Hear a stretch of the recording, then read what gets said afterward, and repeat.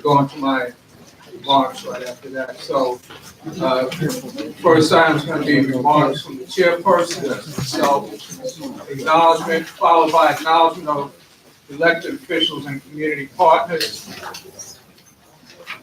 to be followed by a district manager's report. We have information presentation coming from the census, and we're going to have 7 public hearings. It's going to be a long meeting. Capital expense budget, Parks, Art, and Culture Committee. We're going to have presentation from Parks, Art, and Culture on Charlie's Playground, as well as renovation of Saratoga Park Playground. We have 4 liquor license applications coming from the Economic Development Committee. Public hearings are going to be followed by community announcements. And I know several people were asking about the cards for community announcements. Mr. Butler is going to be taking down names of anybody that would like to make a community announcement. And please, if you're new, announcements, you have to keep it in 2 minutes. Community announcements are going to be followed by a roll call, followed by committee updates and resolutions, followed by action on the public hearing. So we're going to be taking 6 votes tonight, assuming all the parties are here, followed by chairperson's report, followed by personnel report, and that's going to be closed session. So whenever we deal with personnel matters, that's at the end, that will be closed, followed by acceptance of the minutes and then the adjournment. So I'm going to move to my remarks. So I would like to welcome everyone to our October public meeting. We've had, since our last public meeting in September, over the last 3 weeks, we had 5 deaths of members of community board, 3 members and their loved ones. Josephine Artemis Joseph, the mother of former member and now Judge Dwayne Paul. We lost former board member Eldika Murray, former board member and Senior Citizens Committee Chair Gloria Boyce, former board member and treasurer and chair of the Board of Trustees of Concord Baptist Church, Bernice McCrae. And we also had the loss of the mother-in-law of District Manager Henry Butler, Olivia Hurd McGuire.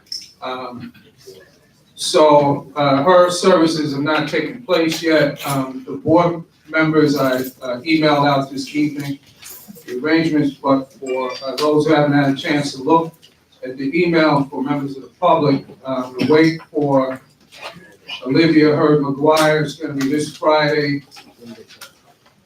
from 2 to 5 and 7 to 9 p.m. at the Edward D. Lynch Funeral Home, 4307 Queens Boulevard, Sunnyside, Queens. Funeral will be held at 10 a.m. on Saturday, October 12th, at the same D. Lynch Funeral Home, 4307 Queens Boulevard, Sunnyside, New York. In addition, yesterday there were funeral services held for James Rocky Robinson, who was the founder of the Bedford Volunteer Ambulance Corps. On a happier note, first Vice Chair Taiwan Anthony Shaney recently welcomed his son, Preston Taiwan Anthony. So I'm just going to brief on a few activities I've been involved with on behalf of the community. And I apologize about the heat, but I think the AC or restoration without. So, there's a borough board meeting that I attend every month. So, the last meeting took place October 2nd at Borough Hall. Main item on the agenda was a presentation by the MTA, New York City Transit, on the Brooklyn Bus Network redesign project. The impetus for the project is that local bus ridership in Brooklyn has fallen 16%, and express bus ridership has fallen 10% since 2016. There are currently 63 local bus routes and 9 express bus routes in Brooklyn. So their goal is to stem the tide of declining ridership by improving service and rationalizing bus routes. The MTA will be utilizing data from GPS feeds from buses, Metro cards, Department of City Planning, and Department of Transportation data. Regarding the routes, many of the routes were created to replicate trolley routes and elevated train routes, and they were taken out of service 50 or more years ago. So the MTA will be seeking to rationalize bus routes based on current demographic and traffic patterns. The project is set to take about a year, and they will be doing outreach through community boards, their websites, and the NYCHA developments. Just a couple more brief items. Brownstoners had a meeting on September 14th. Myself and Mr. Butler attended the meeting at Interfaith Hospital. At the end of the meeting, State Senator Governor Montgomery celebrated the recent signing of a deed theft bill and recognized several community organizations and individuals who testified and provided the impetus for that bill, including Community Board number 3. Attorney General Letitia James also spoke at the meeting about her efforts to combat property fraud. Couple internal items. As a result of the supplemental allocation of funds from the City Council to community boards last fiscal, we were able to purchase zoning handbooks for all community board members. The handbook is an important resource as you exercise land use decisions in our community. Members, if you haven't received the book, please see Mr. Butler. At the September 17th Executive Committee meeting of the Community Board, we had a presentation from the New York City Department of Design and Construction regarding the tank and fuel island replacement at the 79th precinct. The project will provide a new fuel tank for the 79th precinct fleet. We were told it would not interfere with traffic on Tompkins Avenue or Lexington Avenue. Finally, on September 19th, myself, along with several other community board members, attended an evening of networking and community appreciation hosted by Brooklyn Neighborhood Services, formerly known as NHS of Bedford Stuyvesant. And District Manager Henry Butler was one of the 2 honorees at that event.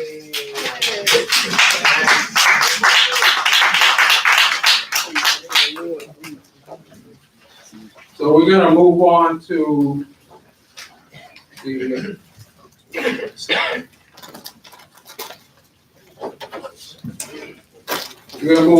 the acknowledgement of elected officials and community partners. So we have a special guest tonight who's come to us on many other occasions.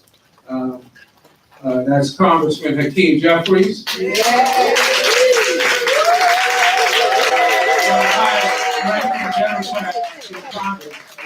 Number 4. Number 5. All right. Good evening, everybody. Good evening. It's an honor and a privilege to be with you on this evening. Certainly thankful for Chairman Blanteau and Community Board 3 members, and of course Henry Butler for all that you do on behalf of the Bedford Stuyvesant community here in central Brooklyn, throughout the borough, and of course, our city. It's great to be home under normal circumstances. We'd be in Washington, but because of the different holidays, we are in the midst of a district work period. And so I wanted to make sure as I traveled throughout the 8th Congressional District that I made my first stop here at Community Board 3. Thank you. Because we're so appreciative of what you do. And wherever I go, traveling in DC or throughout the country, I'm just proud to represent Brooklyn. You know, Brooklyn has given the world a lot of things. Oh, yeah. And we've given the world Jackie Robinson, Shirley Chisholm, Coney Island, Junior's Cheesecake, Ruth Bader Ginsburg, and the notorious B.I.G. That's a pretty good combination. And so we're just thankful for all that Brooklyn represents, and of course, in many of those instances, Jackie Robinson, who lived in Community Board 3 when he played for the Brooklyn Dodgers, and Shirley Chisholm, so proud that it's Brooklyn that allows the first African-American woman to represent a community in the United States Congress. These are certainly challenging times, and I'll briefly just mention, good to see Olaniki, Alabi, and all of my other colleagues in government and representatives. 3 issues that we're working on down in Washington. One relates to healthcare, and we're hopeful that we can deal with the fact that in America, we pay more for life-saving prescription drugs than any other peer country in the world. And we pay about 4 or 5 times the amount as Canada or Australia or Japan or Great Britain or France or Germany, often for the same drug manufactured in the same exact location. And there are a few reasons for it that we need to address. One is the fact that under law, the federal government is prohibited from negotiating lower drug prices on behalf of Medicare recipients. Now, there are tens of millions of Medicare recipients, but under a 2005 law, there's a strict prohibition in terms of being able to negotiate lower drug prices. The federal government can do it for Medicaid, which is a much smaller program. The federal government can do it for veterans, which is important, but a much smaller program. We are of the view that we should authorize, and we've introduced legislation in this regard, give the federal government the ability to use what's called its bulk price purchasing power to drive down drug prices for everybody in this country, Medicare recipients and everybody else. Because there's no justification for the fact that we're paying more than any other peer country. And in America, the wealthiest country in the history of the world, no one should ever have to choose between putting food on the table, paying the rent or the mortgage, and getting access to the medicine that you need in order to live a healthy lifestyle. And so we're gonna try to find common ground with the Senate and the president, who himself has spoken about dealing with the anti-competitive drug practices of these pharmaceutical companies, and we're certainly going to put him to that test. The other thing that we think we need to resolve in this country is just the gun violence epidemic that we have, and the fact that in inner city communities and suburban communities and rural communities collectively, you have 10,000 plus people dying of gun-related homicides per year. And when you compare that to countries, it pales in comparison in terms of the little deaths that they have and the significant deaths that we have. Why? Because we have about 5% of the world's population, 50% of the world's guns. Yeah. More than 300 million guns circulating throughout this country. And we don't have a process by which sales have to go through universal criminal background checks because of loopholes that currently exist in the law. And so in February, we passed H.R. 8, which would ensure that every single purchaser in this country would have to go through an FBI background check. Right now, because of the way that the law is written, only individuals who go to gun stores who have to go through a background check. But almost 40% of gun sales take place through what's called temporary gun shows that go from city to city, location to location, and on the internet. Because when the original law was passed, the internet hadn't been fully in effect in the 90s, and gun shows weren't as prevalent as they are right now. 90% of the American people support this legislation. A majority of Republicans support this legislation. A majority of gun owners and NRA members support this legislation, but it's being held up in the Senate. And our message is going to continue to be that Mitch McConnell needs to do his job, and we need to either change the behavior of the members of the United States Senate or change the members of the United States Senate. And lastly, I'll just say, as it relates to the impeachment inquiry that we're in the midst of, and the majority of the House of Representatives is now at a point where we fully support the steps that we've had to take to deal with an increasingly lawless president. And he's been lawless in many ways from the very beginning. Yes. And if you actually compare his tenure to the previous tenure of the 44th president, that's my favorite number, y'all. My new favorite number, 44. I mean, think about 8 years of a brilliant presidency, no indictments, no convictions, no corruption, no scandal. Come on. And the only thing they could criticize him about was that once he wore a tan suit and they had a heart attack.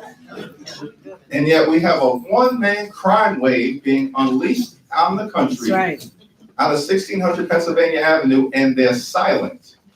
So we're just going to present the facts about what's going on right now to the American people. We've said that this latest incident represents clearly a betrayal of the oath of office. It's an abuse of power, and it undermines our national security. And just quickly, I think everyone in this room follows these things, but fundamentally what happened is that Congress, on a bipartisan basis, allocated $391 million in military and economic aid to Ukraine. Ukraine is a country that is currently under attack by Russian-backed separatists. The United States is the only thing standing between Ukraine, Vladimir Putin, and Ukraine being totally overrun. Ukraine's a friend, Russia is a foe. Ukraine's a democracy, Russia's a dictatorship. The money's allocated on a bipartisan basis. In February, the administration writes to Congress and says, the aid is on the way, yet it never arrived. And then in May, they write to Congress again through the Department of Defense and say the aid is on the way. In fact, the Department of Defense, we have the letter, said that all necessary preconditions have been met by the Ukrainian government, including taking anti-corruption steps and protocols. That's a key phrase. The aid still never arrives. Mitch McConnell calls up the administration twice during the summer. What happened to the aid to Ukraine? He can't get a good answer. Why? Because there is no good answer. And then in July, we have the phone call that took place. Under these circumstances, aid withheld without justification, Ukraine under duress and stress and attack. And then he says to the Ukrainian president, do us a favor though, 5 words that will live in infamy that came on out of the transcript. I need you to target an American citizen, Joe Biden, investigate a political rival, basically for political gain, and solicit foreign interference in the 2020 election. That is textbook abuse of power.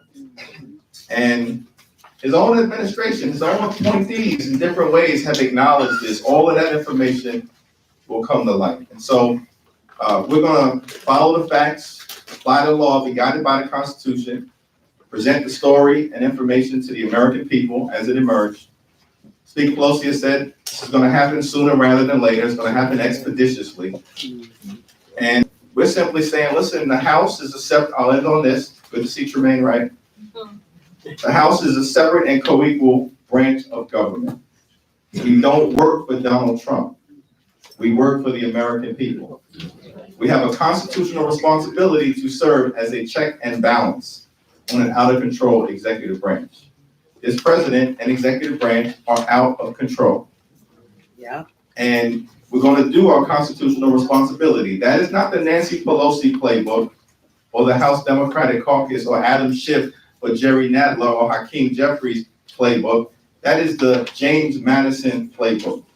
They said the House should be a rival to the executive branch because they didn't want a dictator, they didn't want a monarchy, they wanted a democracy. We are going to defend our democracy no matter what it takes. Thank you very much.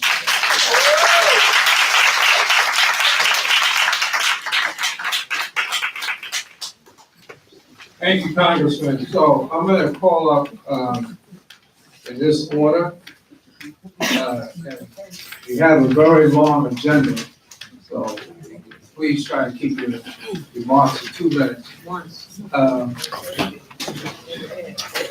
Assembly Member Tremaine Wright, to be followed by Jamila Fines, followed by Nicholas Perry from representing the Controller, followed by Shelton Jones from District Attorney Gonzalez. Good evening, everyone. I'm very happy to be here with all of you. And I am going to be brief. Thank you, Richard. And I do have, I believe my liaison, Maceo, is here as well. So he has some information on that side, okay, which he'll be distributing for everyone a little bit later on. But tonight, I just wanted to bring your attention to the fact that we are still working on creating a cease and desist zone in Brooklyn, in this community, to address the fact that people are being harassed and asked to purchase their home, that folks are calling you on the phone. So while we were collecting mail, the Secretary of State has determined that now they would like to see surveys filled out for this community or any community requesting a cease and desist. So I have copies here, which we're going to distribute. I'm going to ask you to please take one and pass it back. And then we also have copies out on the table. Please complete them tonight and leave them with Maceo. Maceo, can you step forward so people can see you? And that way we can please, so they claim that they only need about 300. Let's flood it. I want to hear from all of you. Take one, make copies, scan it in, send it on your listserv, give it to everyone on your block. I want to make sure that we hear from all of you. The people that get the phone call that said they spoke to your dead relative who happens to still be on your deed, I need to hear from you. There's a spot on the survey for you to give us that information. So I just want to make sure that we're all on board, that this is one of the ways in which we're trying to make it a little bit easier to live and enjoy ourselves in our homes here in the neighborhood. So please share it. We're going to make sure that we give it over to our neighbors in Community Board 8 next week. I think it might be this week, actually. This week as well. So make sure you use it and then you share it and get it to us. And I need your entire block to fill it out. Because what's going to happen is we're going to look at where people are completing the forms, and then we're going to be able to create a zone based on the responses. So if you're the only one on your block that completes the survey, it's not helpful. We need the entire block, the entire group to do it so that we can say, this is the zone. This is the area that's being harassed. And so we need that information from you. Maceo is here to collect it. He has 2 things that he's going to give out information on later on. He's called up. So please make sure you touch base with him. And if you need us, we're on the 4th floor in this building, and we are here to serve. Thank you very much. Thank you.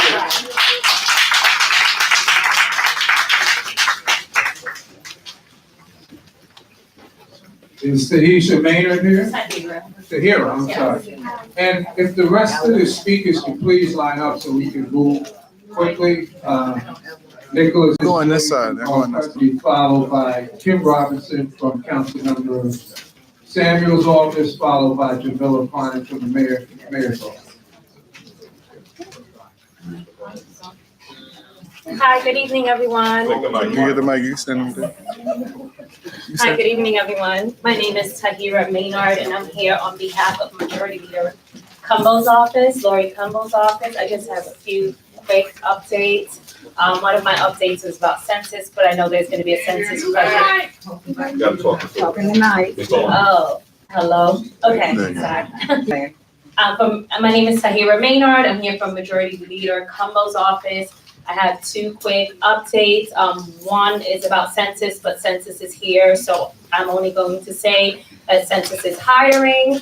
There are flyers, and I'm sure the census will provide more details when they speak, but they are hiring, so 2020 census.gov/jobs. The other update is regarding participatory budget.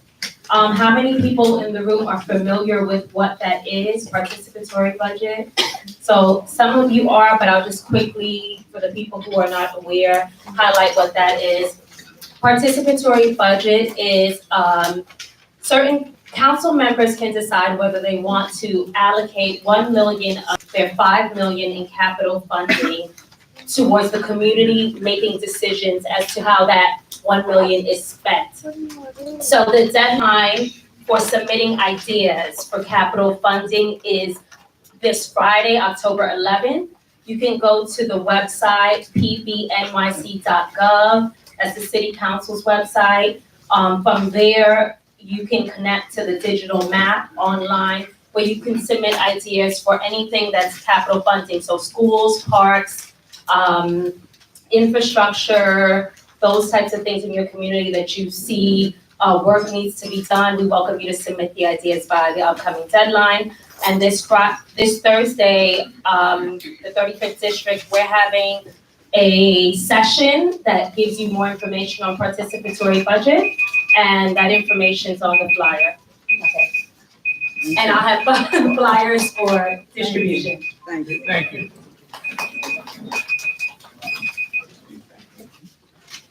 Okay, Sheldon Jones. All right, brother. Good evening, everyone. My name is Shelton Jones. I'm here representing Brooklyn District Attorney Eric Gonzalez. I bring you greetings for him. I have brief announcements. In honor of Hispanic Heritage Month, we are holding a celebration at which is located at 205 State Street, and it will be held on October 15th. There'll be some performances and some free food and a really good time. We have a flyer on the table out front. Also, later on this month, we are having a symposium on campus assault and intimate partner violence. That will be held at Medgar Evers College on October 29th. You need to RSVP for this event. If you are a lawyer, you can get CLE credit for this event as well. So please take a flyer that's also out front. Last but not least, just earlier last week, we had the 27th conviction overturned out of the Brooklyn District Attorney's Office. A gentleman who spent 26 years in jail for murder he did not commit. We overturned his conviction. He's now a free man back in the community. Again, you can read about all of this on our website, www.brooklynda.org. Again, that's www.brooklynda.org. And you can also follow the DA. He loves to tweet. It's at Brooklyn DA. Thank you. God bless. Have a great night. Thank you. Yeah, Nick Murray? Yeah. Okay. Hi, good evening, everyone. My name is Nicholas Perry. I bring greetings from our New York City Comptroller, Scott Stringer. Every time I'm here, I'm always introducing a new plan from the Comptroller. And tonight, I have a new plan. It's called Fees, Fines, and Fairness, How Monetary Charges Inequity in New York City's Criminal Justice System. Now, it's no secret that when you get caught up in the criminal justice system, you are subject to many fees and mandatory surcharges. And I'm just gonna give you a couple of facts on it. In 2017 alone, the New York City Criminal and Supreme Court together imposed 139,000 mandatory surcharges, totaling $20 million in 2017. New York City Criminal Court collects less than half the amount of surcharges imposed in any given year, showing that most New Yorkers cannot pay these charges. As a result, in 2017 alone, New York City Criminal Court issued more than 100 city defendants were ordered to be immediately incarcerated for failure to pay. Now, if you're one of these people that don't belong in the criminal justice system and you happen to get caught up in it and you're financially challenged, we feel that it's unfair that you get caught stuck in the system because you're not able to afford these fees and surcharges. The comptroller outlined 4 recommendations on page 37 in the book. I have some on the table outside, and I have more to hand out. And my name is Nicholas Perry. Thank you.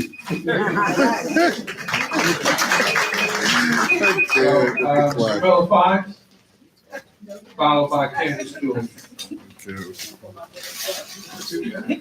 Okay, I'll be like 1 minute.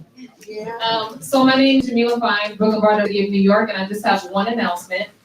So my unit, the Community Affairs Unit, is partnering with DHS and other community-based organizations to put together a New York City Community Cares discussion. Although it's in East New York, Bed-Stuy is still welcome to come and be a part of this conversation because homelessness affects all of New York City.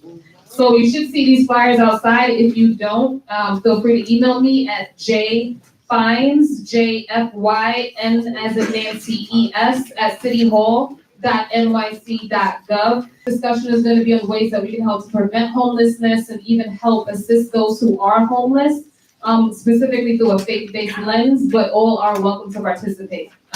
So this is going to be 5:30 to 8 p.m. on October 17th. This is going to be in East New York at the East New York Health Hub, but still, Bed-Stuy is welcome to come and participate. Thank you. Candace Julian, followed by Kim Robinson, followed by District Leader on EPLI. Good evening, Bed-Stuy. Again, my name is Candace Julian, your liaison at the Office of the Brooklyn Borough President, Eric Adams. If you haven't done so already, please be sure to pick up the Borough President's Message of the Month on your way out. It highlights all the programs and policy initiatives at Brooklyn Borough Hall. The one thing I'd like to highlight is we're having an info session tomorrow night on the extended use program. The goal of the program is to have schools once again be a community hub where our young people can meet after school for academic, athletic, cultural programs and keep them off the street. Nonprofits with a budget of $1.5 million or less can apply for space, and the borough president would cover that expense. I know some of you will be there tomorrow night, and I hope you spread the word. Thank you. Thank you. District Leader Olabi will be followed by Kim Robinson, followed by District Leader Olabi, followed by Jacqueline Wright Williams, Councilmember Hornsby's office. Good afternoon, everyone. My name is Kim Robinson, and I represent Councilmember Alika Amprisano from the 41st District. So my one announcement is just to touch base on the participatory budget, which will happen Thursday, October 10th from 5 to 7 at PS 309. You can actually come.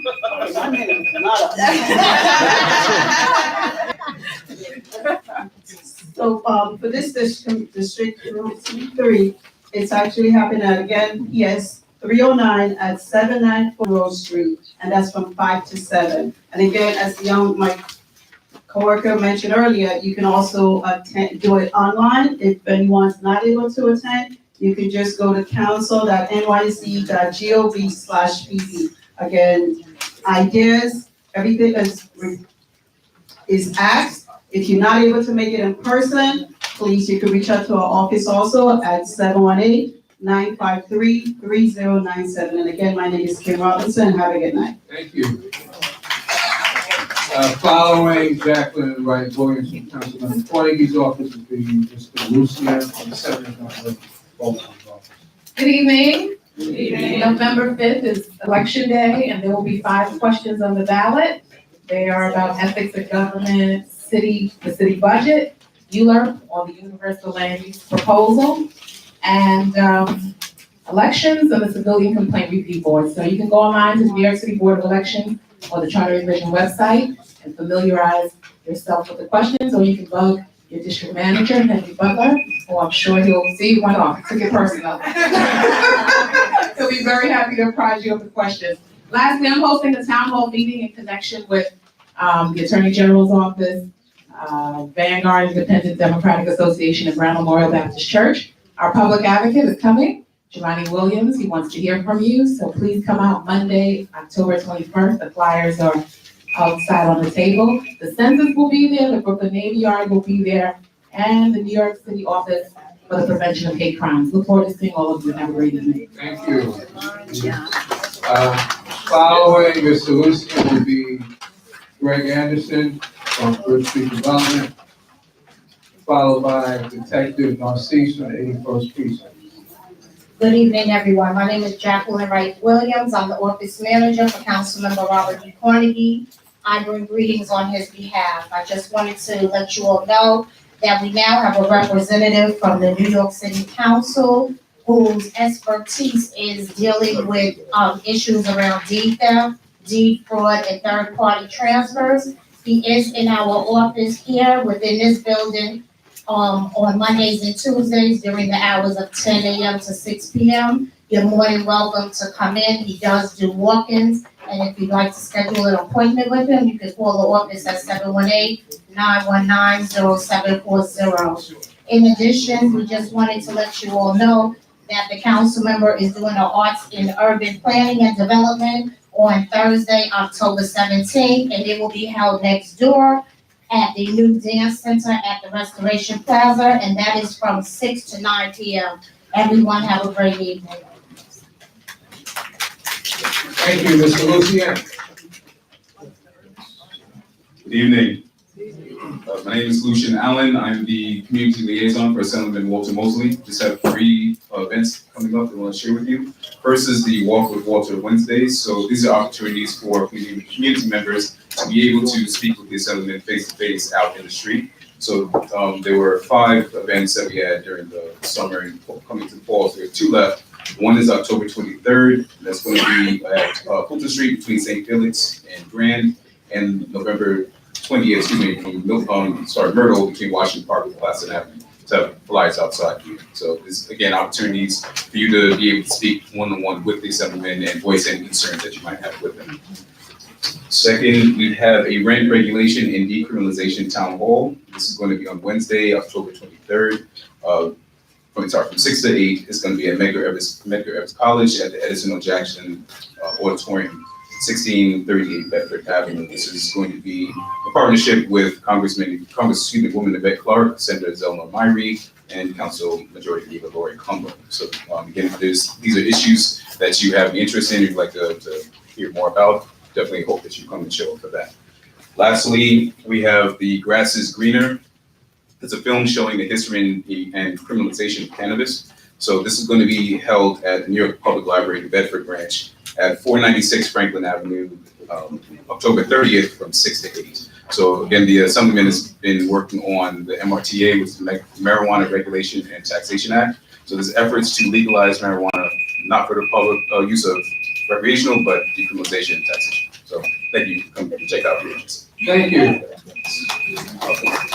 Greg Anderson, followed by Detective Narcisse, followed by Maceo Kareem. Good evening. My name is Gregory Anderson, and my job is to avoid the buzzer. I'm just here to introduce myself. I was just named as the interim president and CEO of Bridge Street Development Corporation, a position that I'm truly honored to have been appointed to. And my job is to continue Bridge Street as an extension of this community. So one of the first things we're going to be doing is take this cease and desist questionnaire, and it will go to the Alliance of Tenant Association. It will go to the meeting of Brownstoners. So we're here for you, and my job is to continue that effort. And I hope to meet with Tremaine Wright soon on the project we've been talking about that will be a memorial and legacy. So thank you, and I look forward to working with all of you. And I beat the buzzer. Thank you. Detective Narcisse, followed by, Maceo Kareem from Assembly Member Rexall. Good evening, everyone. I'm Detective Conrad Narcisse from the 8-1 Precinct. I bring greetings from my Deputy Inspector, Stuyvesant. In the interest of time and to beat the buzzer, I'm gonna co-tandem with our Community Council President, Daniel Fisher. Thank you, Detective. We can't do it without you, so thank you very much. And I know it's hot in here, so I know how you're doing. So we'll make it real quick tonight. Tomorrow night is our general meeting, Tuesday, October 8th at 1958 Hope Street at 7 p.m. Deputy Inspector Winston Faison will be there, of course, and we should have a special guest. You all know, but we're going to keep his name a secret just in case he can't make it. Our follow-up meeting in November is November 12th. It's Tuesday. We also plan on having our annual Thanksgiving Day dinner for seniors, which we already know will be at Cornerstone Baptist Church. So many of you come out and support and fellowship. We also need you to come out and volunteer and help out. And we're always looking for donations to help keep a lot of things that we do alive. Those are the big hits, right? Okay, can we do it together? At least beat the budget? Yes. Excellent, all right. Come see you tomorrow night, folks. Have a good night. Maceo Kareem, be followed by Officer Charles and Deputy Inspector Finch from the 79th Precinct, followed by Shakti Robbins from Senator Belknap Montgomery. Good evening. My name is Mason from the Civil Women's Rights Office. Of course, it's Women's Rights right there, so I'll bring greetings from her. So Vital Brooklyn have the Department of Labor unemployment person come to our office every Wednesday, 10 a.m. to 4 p.m. So I'm gonna be going around with a list to collect names of everybody who wants to see the Department of Labor person in our office, 10 a.m. to 4 p.m. every Wednesday. And I'm gonna be passing out census information. I know everybody's talking about the census, but there are federal dollars that Best-Eye deserves. So if when time comes, it will be mailed to you. And all you have to do is just go and use the code and do it by computer. And that's what I'm gonna stress. Federal dollars are community needs for schools, infrastructure, and hospitals. Thank you. Thank you. Officer Charles and Deputy Inspector Mitch are here. Okay, Shakti Roberts from Senator Montgomery's office. Be followed by Stephanie Zinnerman, representing the NAACP, to be followed by Karen Cherry from Assembly Member DeLon's office.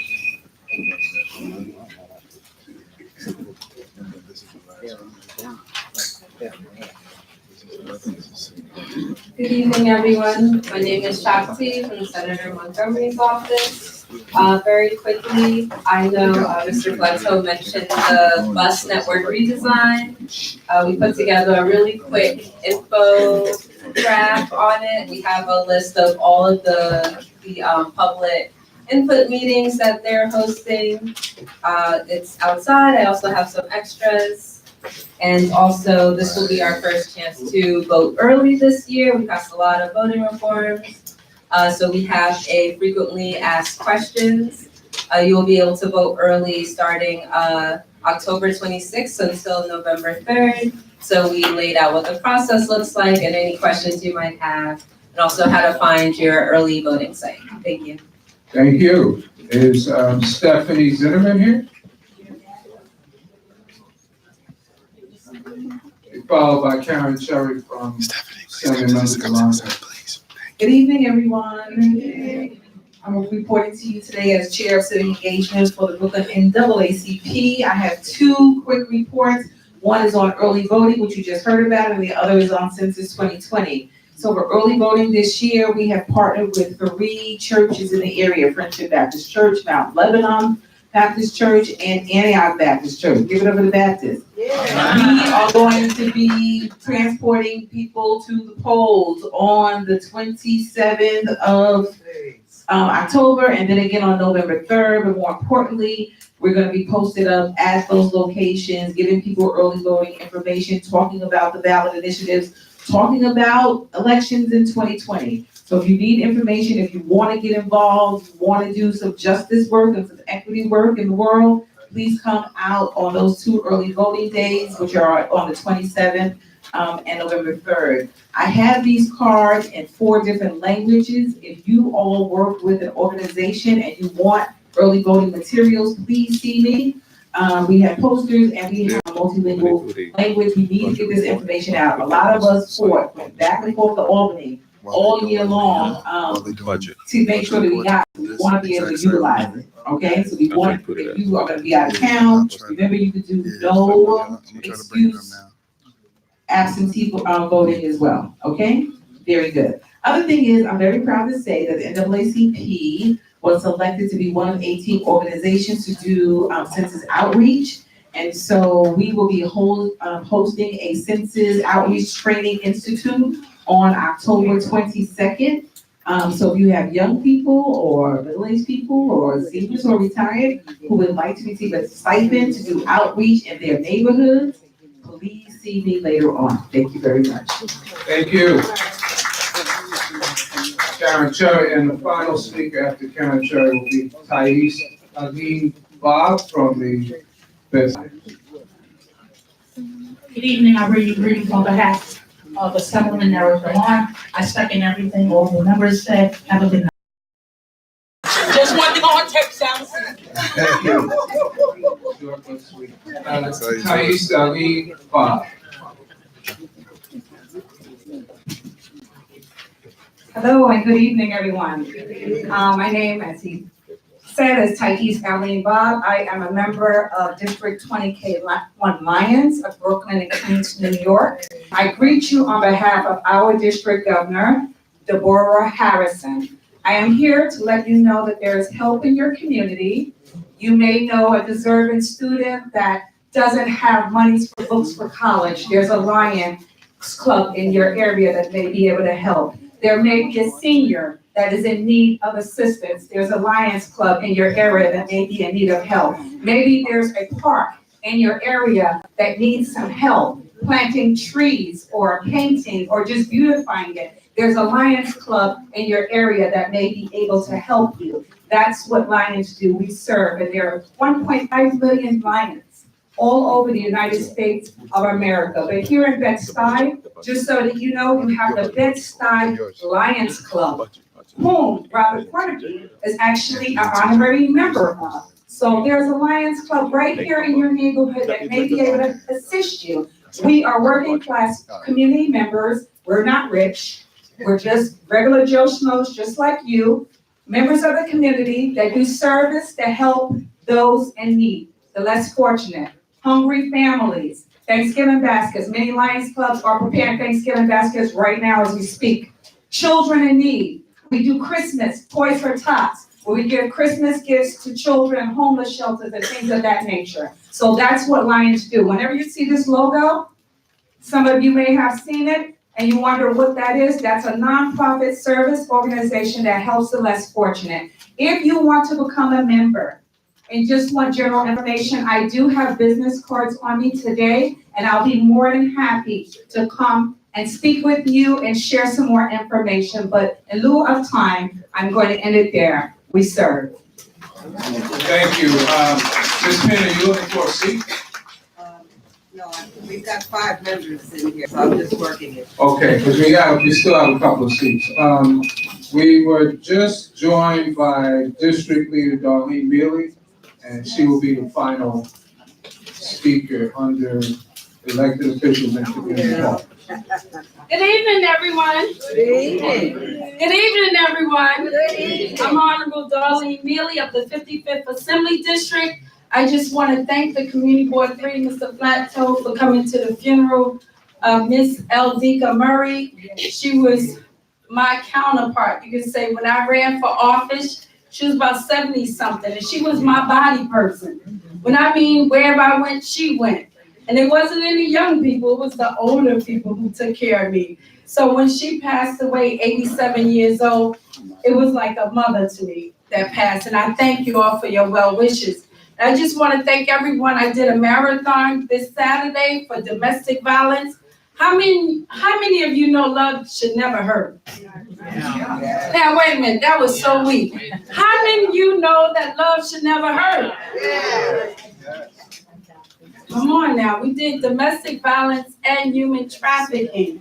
And we did that marathon all in Brooklyn, went to the I didn't even know it was a carousel under the Brooklyn Bridge.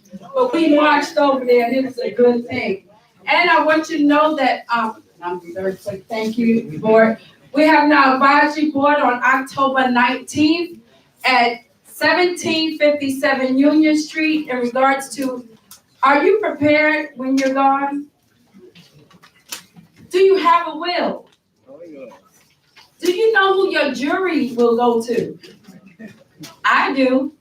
So please come and get prepared. Judge Meredith Jones, not Judge, she wanted to be a judge.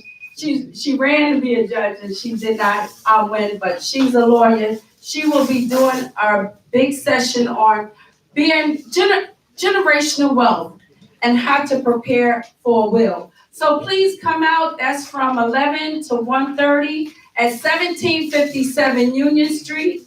And I hope everyone came when we had the nine days for $2,800. Everyone is signed up, right? For 9 days to make some money. And no one knew about it. Y'all better come on over. So please, 1757, you can come every Tuesday, Wednesday, and Thursday. We are open. And please know that is election jobs. And one thing you should really pay attention to, all these 5 referendum on the ballot box. Have y'all heard anyone talk about it? No. And that's a problem. And I'm telling my people to vote no. So I've been trying to get to the mayor's office to come and explain and tell our community what is on these referendums. There's 5 of them. And if you know or not, it's like if 10 people are voting, whoever has the less vote. Oh, somebody having a seizure. Is it a doctor, nurse? Doctor, nurse here. Everyone should start praying now, too. 4911. They got it, the police are back. They got it, the police got there quickly. And I'm Honorable Darlene Bailey. And please pray for that individual and our community. Thank you, Chair. Thank you. Any doctors here? Someone call 911? Got it? Oh, we got a doctor back here. Okay. He woke up. He woke up. The guy woke up. He woke up. He woke up. He's all right. Okay, we're gonna move on. We have a very long agenda, so we're gonna be followed by report from the district manager, Mr. Henry Butler. Good evening, everyone. Just real quick, I only have one thing to say, and then I'm going to turn my time over to a special guest that's doing great work in the community. On the 5 ballot questions, if you go outside of the table, we have the information on those 5. Well, it's actually more than 5 questions, but 5 topics. One of them pertains to community boards and the EULA process and how much time we get to have a public hearing on an application for housing development in the district. And basically they're looking to extend the time during the summertime. For community boards, basically when an application gets certified, we have 60 days to hold a public hearing on it. But if it gets certified over the summer, remember there are no meetings over the summer. So a lot of times what was happening is applications were getting certified over the summer and community boards members had to rush back from their vacation to have a special meeting over the summer, or some boards got caught not having a public hearing on it. Hasn't happened to Community Board 3 in a long time because we make sure applications are not certified during July and August. But every board is not us, so what they're doing, looking to extend the time to get certified, I believe in early June, between June and July, you get extras, it's from 60 days to 75 days. July, August, I think it goes up from 60 days to 90 days, but the information is out on the table in the back, about all the ballot questions for the November election. I want to now introduce this young man who is doing great work, throughout the city, and he just opened up an office in downtown Brooklyn, and what he's doing is just amazing and helping the more vulnerable population in our city, the homeless population. Ladies and gentlemen, come on up, brother. Mr. Kevin Livingston. His story is a great story.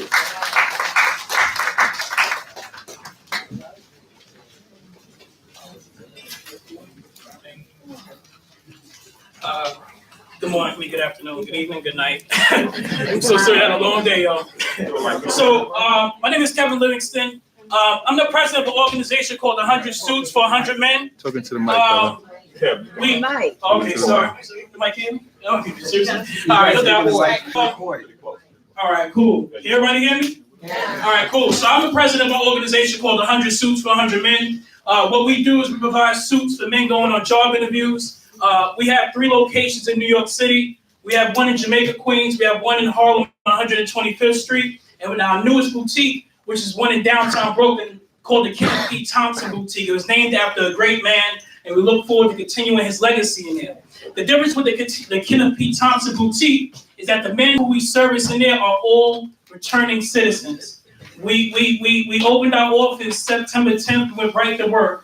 As of today, we saw a 53rd returning citizen coming back into Brooklyn through our boutique. And we get our men from parole and also from partnering organizations or men literally walking off the street, right? I'm a big advocate of just going out there and talking to these men. We also run programming inside of Horizons, Crossroads, and Rikers Island. I'm in 4 buildings at Rikers Island. We're there on a daily basis, right? We get our programming from the guys who sit in day rooms. We ask them what they want. And how can we help you?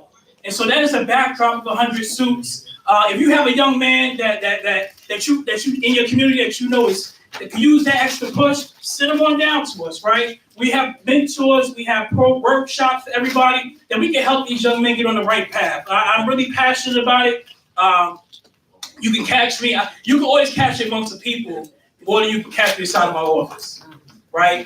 Part of our model is the pop-up shop model. Some of you guys may have seen it on social media where we just take our suits and we announce at 6 a.m. that morning and we go to the corner of a block that is known for gang violence or shootings. And we go with mentors, job information, and we work with these young men from the point.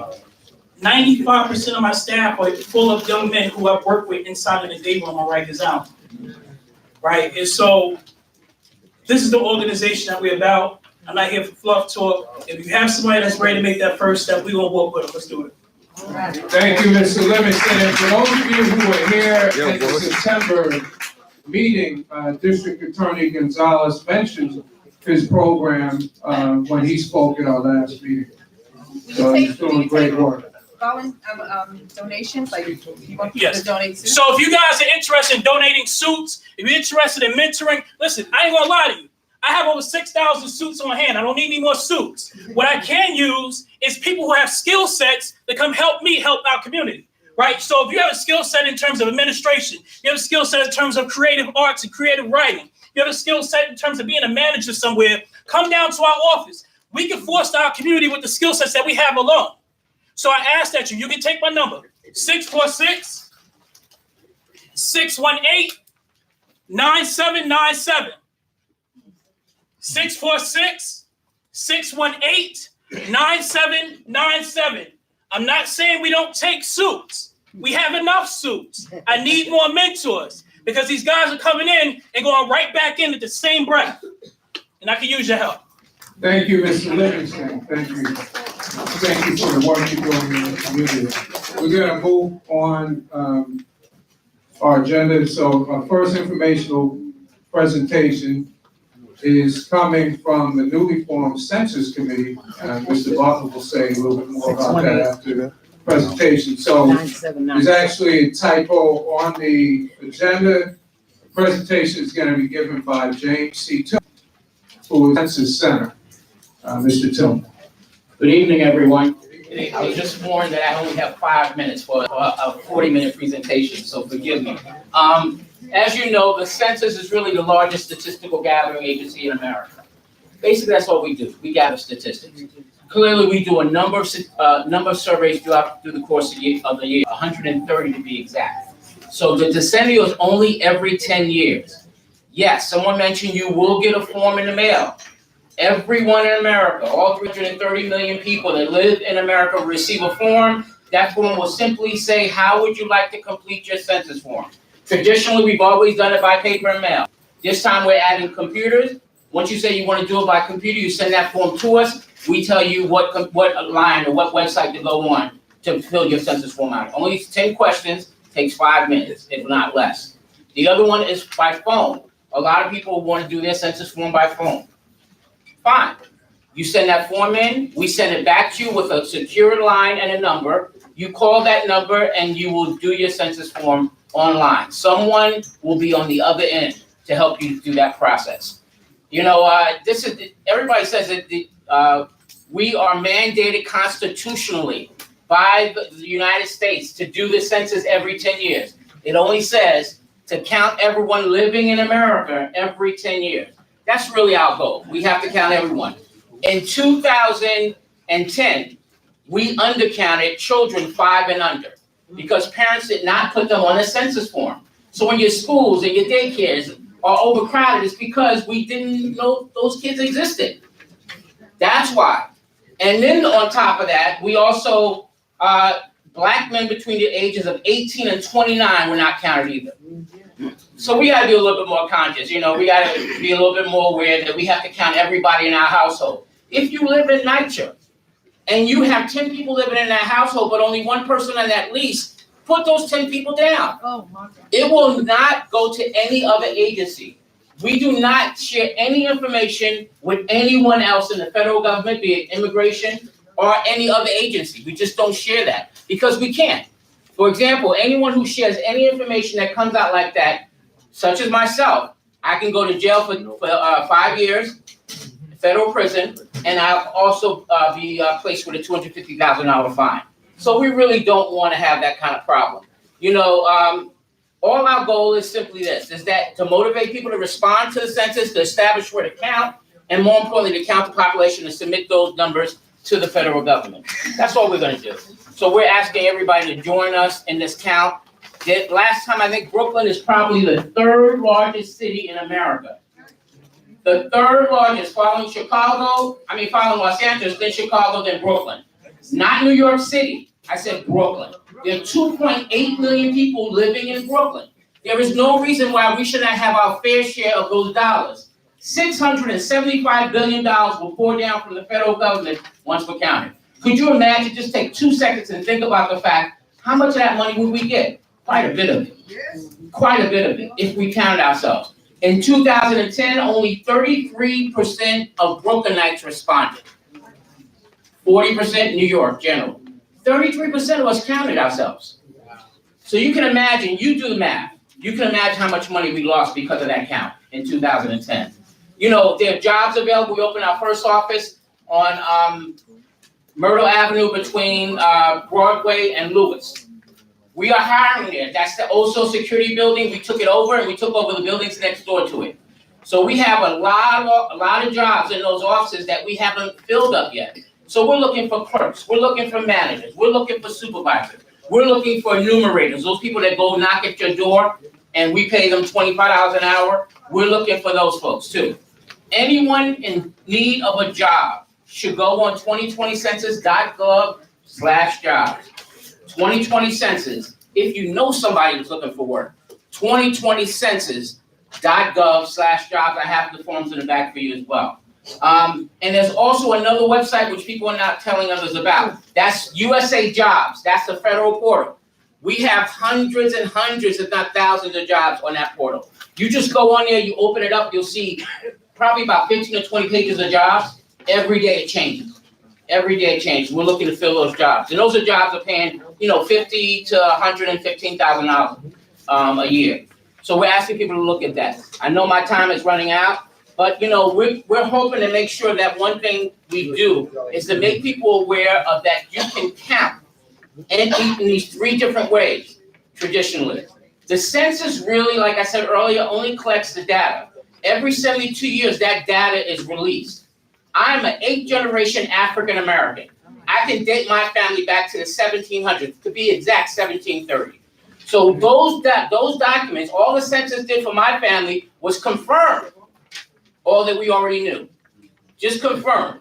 So I'm just telling you, take the time.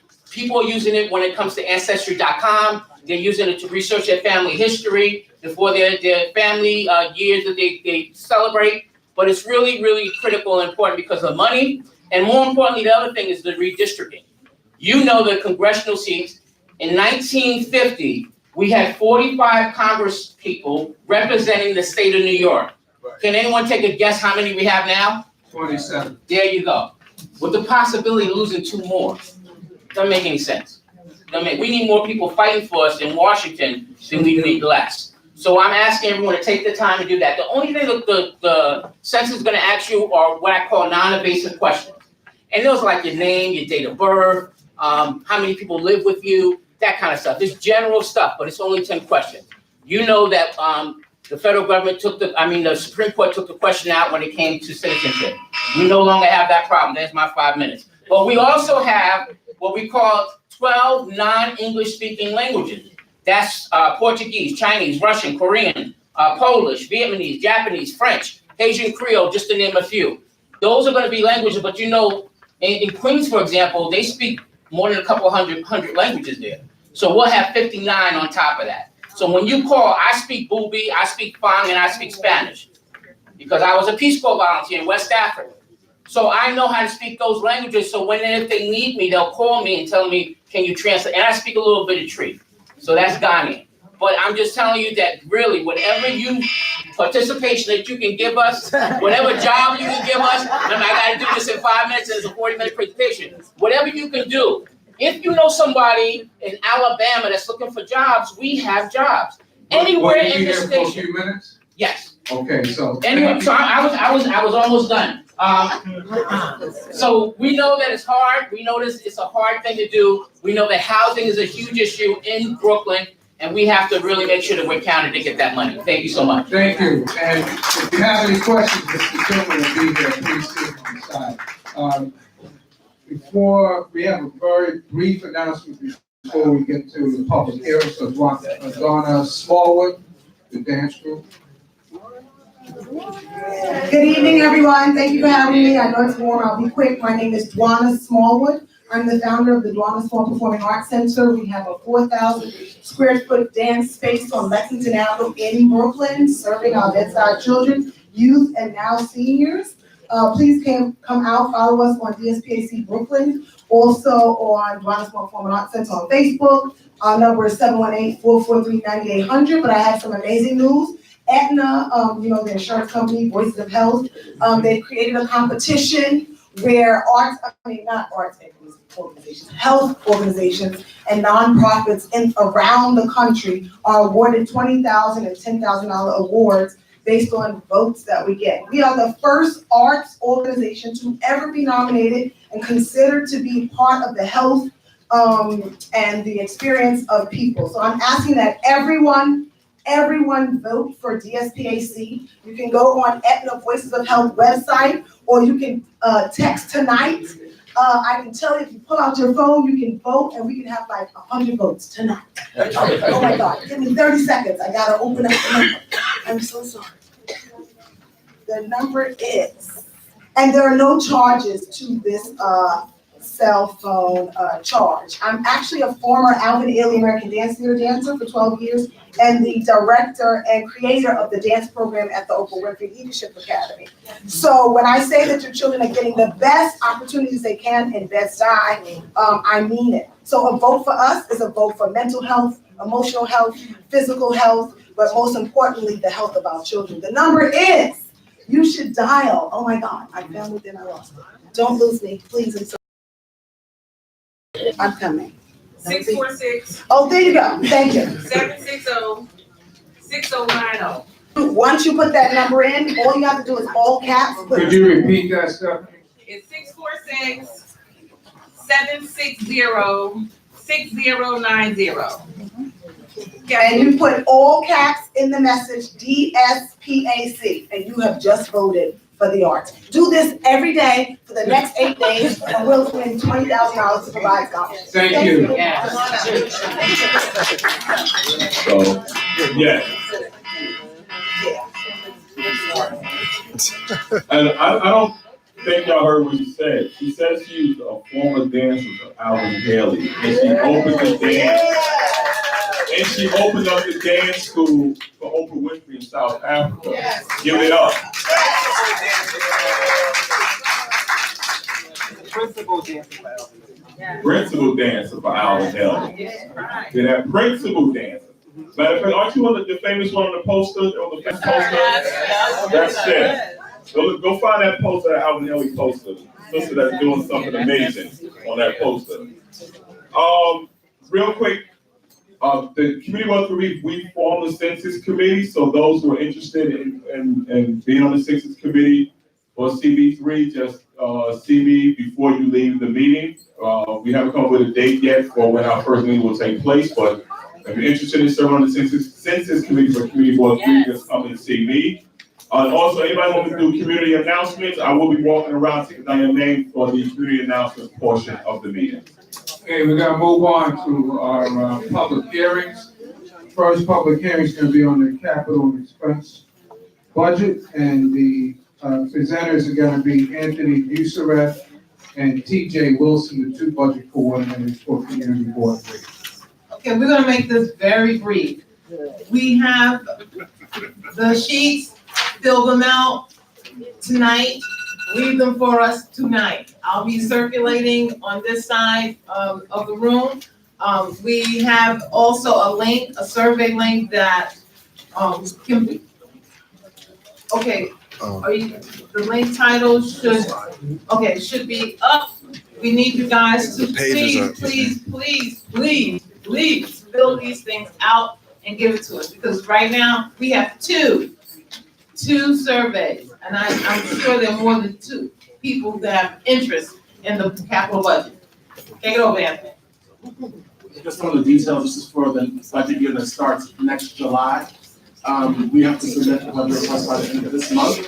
So we really need the opinion of community members to ensure that our request is the most comprehensive that it can be. Yeah, we'll take questions now. Any questions? Where are the forms? Oh, you're giving them out now, okay.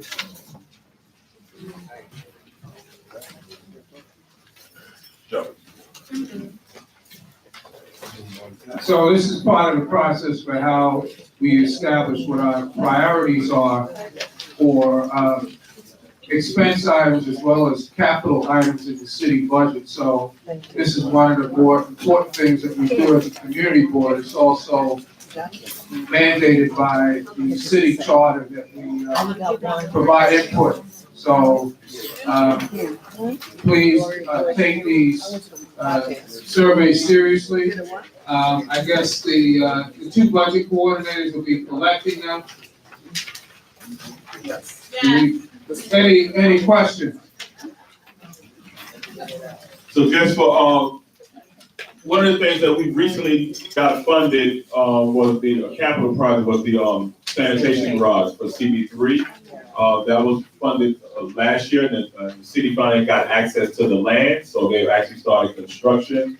And for those who need to understand the importance of that, our garage is way out in Williamsburg, and it's a very small garage, doesn't hold enough equipment. So a lot of times when the trucks are coming out, they have to return back because they get filled up too quickly because of all the new buildings and new people we have, and then the truck is not coming back out.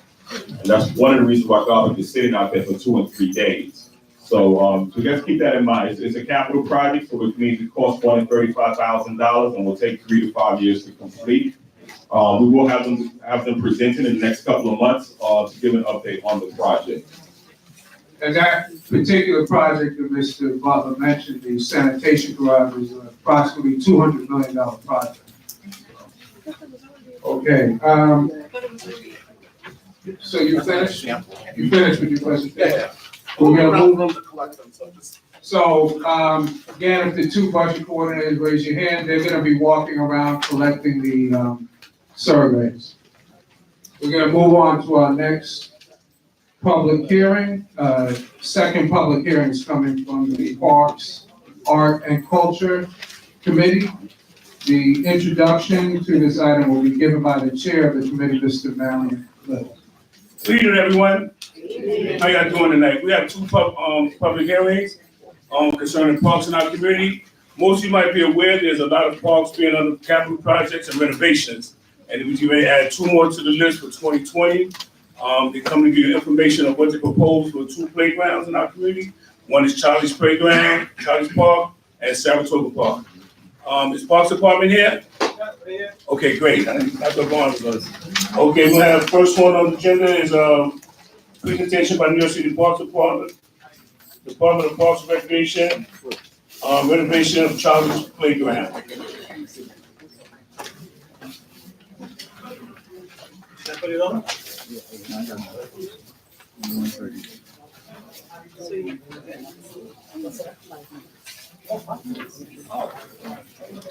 It's on, it's live. Don't forget it. Remember? Good evening. My name is Emmanuel Pinge. I'm a landscape architect with New York City Parks. So this project that I'm going to be presenting, it in terms of the master plan for the park. Hello, can you hear me now? Yeah, so I'm going to be presenting the project in terms of the master plan for the park, although we budgeted only for a small phase of the park. So we designed it so that we can see contextually how the small section, the first section will fit within the larger park. So our basic goal is to create a clear circulation and access to the park space, which is problematic currently. Upgrade the active play capacity for the park, and then integrate various sitting areas to make the park more interesting. Some of the scope item is handball and basketball court, which was originally what this budget was designed for, but we looked at it and we're going to be extending and adding a sitting area. Synthetic turf and adult fitness. And you all know where the park is located, Bedford, Hopkins and Ellery Street. We are out of the flood zone, which would be good that we can maximize what the budget will allow us to construct. Construction within the flood zone is more expensive. There's several parks in the vicinity of Charlie's Place, but although the area is very heavily residential, so of course one more playground and park is good for the community. So what you see outlined in black, with the dotted black line, is the phase one area. So in terms of the existing condition, we have this area, which is the school currently, the school adjacent PS, which is using as sort of a parking lot. We met with the community and had a school meeting where we all agreed that the school is going to be parking somewhere else, so we can use this for additional play area. They're also using the park as communities gardening, and so those community gardening, we all be at the school meeting are going to be relocated on the school property. So these will be additional programs that we're going to add to the park.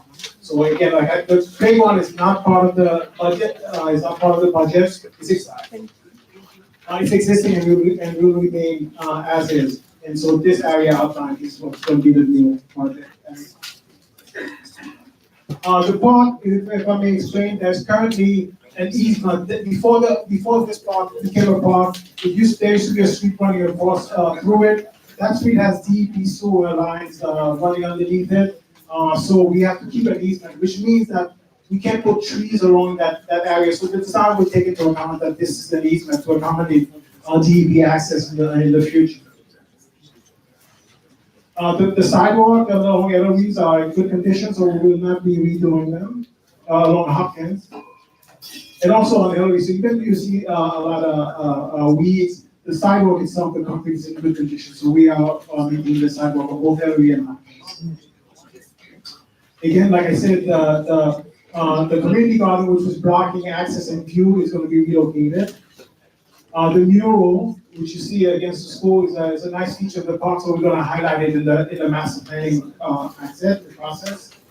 Again, that's just another view looking, toward the wall. Currently there's a handball court. The handball court, you can see there's a wall on the edge of it, so when we're providing new access, we're gonna facilitate ADA accessibility along that edge.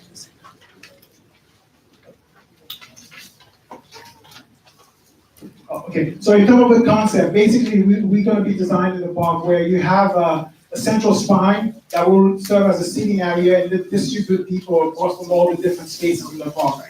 So from that central spine, you can go into the playground and also into the synthetic turf area. And then as you travel further down, you can go into the basketball and active recreation and handball court. So that's the overall design looking at it. So again, the outline is this is what we're going to be building in the phase one, and this is the overall design for the entire park. So in the handball court, we're going to just redo any kind. We are adding a new basketball court with 2 new backstops. The central spine again will become a nice seating area, and of course, given that it's a small budget, like I said, originally the budget was reached just to do these 2 areas, the basketball and the handball court. But we analyzed the budget and we were able to facilitate that clear access, like connects the 2 streets and distribute people. So this will be a nice seating area with planting along the edge. And then, like I said, along where you have the easement, those 2 edge lines that you have, there'll be like a flower of shrubs area. And then you'll have the overall synthetic turf and then seating area all along the edges of it. I'll be quick. Just a blow up of what's going to be phase one. The fencing in general. Again, fencing in the phase one area. And again, this is just a precedent. These are the furnishing that's going to be in the park. And this is just showing you a precedent of what, because of our budget reason, this is going to be color seal code. But again, it adds a little extra activity or interest in the seating area. Just the general planting, trees, and then the shrub bed. We're going to get most of our colors from shrubs, and that's just the overall design looking at it altogether. Yes. Talking to Mike. Oh. Hi, community board member. No bathrooms? The budget as we have it. Okay, and also, why aren't they finishing up what's going on in North King? That's something for maybe the board to talk to. I mean, I'm from the design end, I'm just working on the design this one, but I think maybe you can respond to it. Come to the mic, please. About who? This is about this. She asked a question regarding. I can say after if you want. Yeah, afterwards, after that. I can say after, talk about Monkey. Any other questions? This is Charlie's Playground, right? Yes. Okay. Any other questions on? Yeah. If you, when you speak, if you can give your name. Reggie Swing, I take care of all the calls in the district. Have you thought of, how accessible is for handicap? Is it how far? Yeah. How far they can't, the children now are getting stuck, their heads are getting stuck in the apparatus on that handicap park? And, the biggest thing, is that, how in the world do you put that park? Because in our district, I mean, in my park, we're gonna get a portable changing table for the toddlers. And then there's a new green initiative park. So I was wondering how eco-friendly, you have the ramps, can my nephew's autistic and other folks enjoy your park? Well, the budget currently was not for the playground. It was mainly to reconstruct the handball and the basketball courts. So in terms of the accessibility for the space that we are designing, I am taking that into account. Like I said, the edge, this along Ellery Street, there is no ADA accessibility in this location, so we are going to be providing not only have at 5%, so it's fairly comfortable. And again, you know, How do they get in, like, if I got a wheelchair? yeah, you can just go through the park. It'll be on grade. So we are sloping that edge. So from both street, from Hopkins, you can come on grade, and also from Ellery. This section you see from here to there will be at 5%, which is less than the ramp, so it's a little more comfortable. Oh, okay, I'm sorry, we have a couple other questions from the public in the back. Okay. Hi, my name is Antero. Two questions. What was the budget and how long did it take to get that budget passed? Well, the budget was, the total budget was 1,076,000, which, believe it, in today's money is not a lot of money to do this work. That's why I understand the issue they're talking about the bathroom, but in terms of budget, this does not, it's either you can choose the bathroom or, we were slated to design for, to reconstruct and one of the basketball courts. So our budget, which is 1,076,000, is a total budget. That doesn't include the design supervision, so that reduces the cost somewhat for what will actually be constructed. And again, like I said, we have stretched the design as much as possible to make it exciting and to cover the budget that we have. So again, it's a choice. I understand you had a couple of questions regarding that. Okay, any other That's questions? something for the school. Second part to that, how long did it take that to get? How long it took to get funding? That I don't know, you can best speak to the folks. You're the landscape architect? Can you clarify? I don't understand the question. How? It's $1,076,000 was the budget. Like, how long did that take to get, processed, cleared, and? Any capital project is 3 to 4 years. Sorry? 3 to 4 years. 3 to 4 years from when we get the funding to completion of the project. Okay, any other questions from the public? You have a question? It's all about funding. So. Okay, any other questions? Do you want me to speak to the bedroom? Because I know TJ has a question. I can still About that. Yeah, answer. Yeah, we wanna know, inquiring minds wanna know. I mean, as Mr. Butler said, there's no funding in the project. So the reality of the situation, capital projects in the city right now is a new bathroom, start to finish, is $3.5–4 million. For a bathroom, that's what the bids are coming in. I know. That's gouging.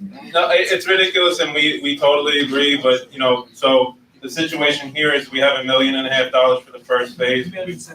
$1,076,000. We would love more money. It's not a problem that's specific to this community board. It's across the whole city. Out of the 877 properties that we have, only 198 of them have bathrooms. Wow. So it's only 25%. This board has 88 park sites, and we have something like 30 some odd bathrooms. So we're on par with the rest of the city. We're doing pilot programs to try to bring modular comfort stations in that are cheaper. Department of Transportation is also doing similar projects, but right now we're really getting a lot out of it. Okay, this is gonna be the last question for this public hearing, because we got, I think, 4 other public hearings. Thank you. Yeah. Last one. What's your name? Kenneth Mbom. Thank you.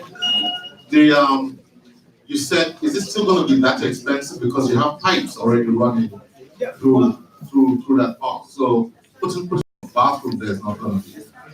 But as you just mentioned, the bathroom is like $3 to $10 million. That's what the bids are coming in. Contractors are gouging them. I mean, But also be aware that for bathroom, a lot of the cost is underground. Okay, so thank you very much. This public hearing is closed. We're gonna move to our next public hearing regarding Saratoga Park Playground to be introduced by the Chair of the Parks, Art and Culture Committee, Mr. Marion Little. Good evening once again. My name is Marion Little, Chair of Parks, Arts and Culture. Again, we're gonna have a presentation by New York City Department of Parks and Recreation and renovation of Saratoga Playground.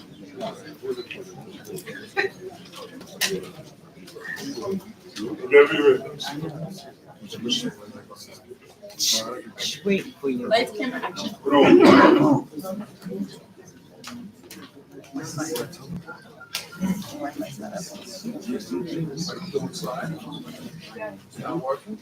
Yes. We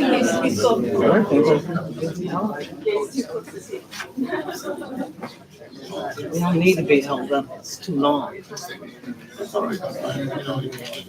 can start. Okay, Yes, you can hear me. please. And who is familiar with the site, Saratoga Park Playground? So, there's a lot of people who did not raise their hand. So we'll start from the beginning. Talking tonight. Okay, so everybody can hear me? Okay, so I'm Patricia Clark. I'm with New York City Parks, the landscape architect like Emmanuel is. And I'm responsible for the design of Sarasota Park Playground. It's been funded by Councilperson Alika Amory Samuel's office for $2.183 million. Can you hold your microphone closer to your mouth? Yes. So the goals for the site were to upgrade the active and accessible play features on the site and do that with respect to the legacy aspect of the park, and to resolve the drainage issues on the site. So everyone's familiar with Saratoga Park Playground? Yes. Residential area, this whole park and playground within a 5-minute walk. So it's a valuable asset to the community. The park was developed in the turn of the century. We're dealing with the area inside the dotted line. The original playground was built in the 60s, reconstructed in the 80s, and exists from the design built in 2004. So what we find in the park is we'll be addressing the playground, the fencing around the playground, the lighting around the playground, and this drainage problem that exists when the spray shower runs. So, and the mature trees. So we'll be designing to care for and protect the mature trees. Tremendous asset. And so this is photos of the site, the fencing, the top piece of play equipment, which stands alone in some safety surface, the spray shower, the high flow spray shower, which we'll be addressing with an activator, and controlled sprays. And the 5 to 12 piece of play equipment, once again, a standalone piece of play equipment that's a destination. Like all the kids in the site will climb on that single piece of play equipment. And the fencing diagram. So what we've done on the site is we've maintained the existing property boundaries defined by the curb to protect the existing mature trees and work within the space and place the top play at one end and the larger kids play on the other end, and use the site circulation to make the spaces distinct, similar to Emmanuel's zone. And unable to expand the space, what we've done is increase the playing capacity with the events that happen in the site. So once again, the top play is spray shower and 5 to 12 play. So instead of the play equipment standing solely in the play experience, instead of just arriving at a destination piece of play equipment. Forward. Once again, the 2 to 5, the top area, bucket swings, similar to what's on site now, the top piece of play equipment. We've added features to the perimeter fence so the kids can move, like I said, about the space on the equipment and throughout the space, finding play at, throughout the environment. Playful seating, spring shower, controlled by activators so that it only runs when it's needed. Seating for adults with views of everything on site, and the 2 to 5 and 5 to 12 play equipment. And so speaking to the gentleman around through under over. So, moving through the space, connected, and routing through, play is on through up and over, so onto the piece of ramp play equipment, these slides at 3 feet. Or, simply on, off, and through, and onto this little bridge. So 2 to 5 play equipment and accessible. And then once again, moving through the space, some unique climbers and looking at alternate routes. So instead of being just ramp, you can move between decks. Other routes. And then a more challenging climber here, up to 5 feet with a high slide. And another thing we heard was seating, for children's parties. So we have tot team. So we're not hosting adult parties, but we have some top tables that are scaled, and they're installed in Lincoln Terrace in a project by Emmanuel. Are you able to wrap up the presentation? Yep, pretty soon. Yep. So this is a rendering of the space. You can see kids can play on, off, through, around. Navigate uniquely on the climbing poles and the 5-12 version of the climbing poles, which are weed poles, so you can shimmy and climb weed poles in different ways.